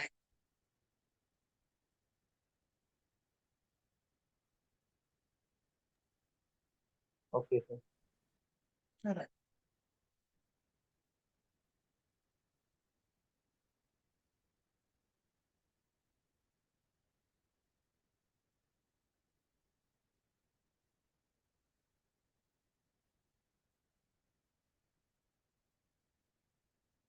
तो अगर आगे मैं इसलिए कंटिन्यू नहीं कर रहा, बाकी जो टॉपिक्स हैं लंबे हैं थोड़े से, उनसे कल ही देख लेंगे।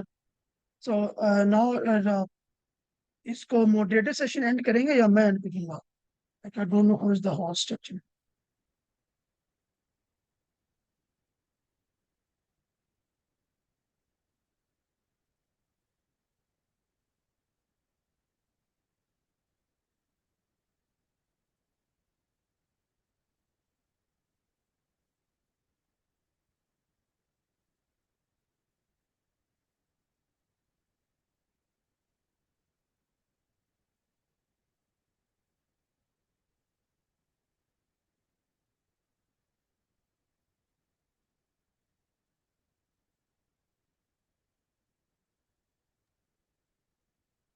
अरे आप भी एंड कर सकते हैं, आप एंड कर दें, मॉडरेटर भी एंड कर सकते हैं। अरे इसमें मैं सिर्फ और लीव इसमें कर क्लिक सकता कर, हूँ, मैं एंड नहीं कर सकता। असदुल्ला खान एंड कर सकते हैं, क्योंकि वो हाँ होस्ट है ना, वो एंड करेंगे तो एंड हो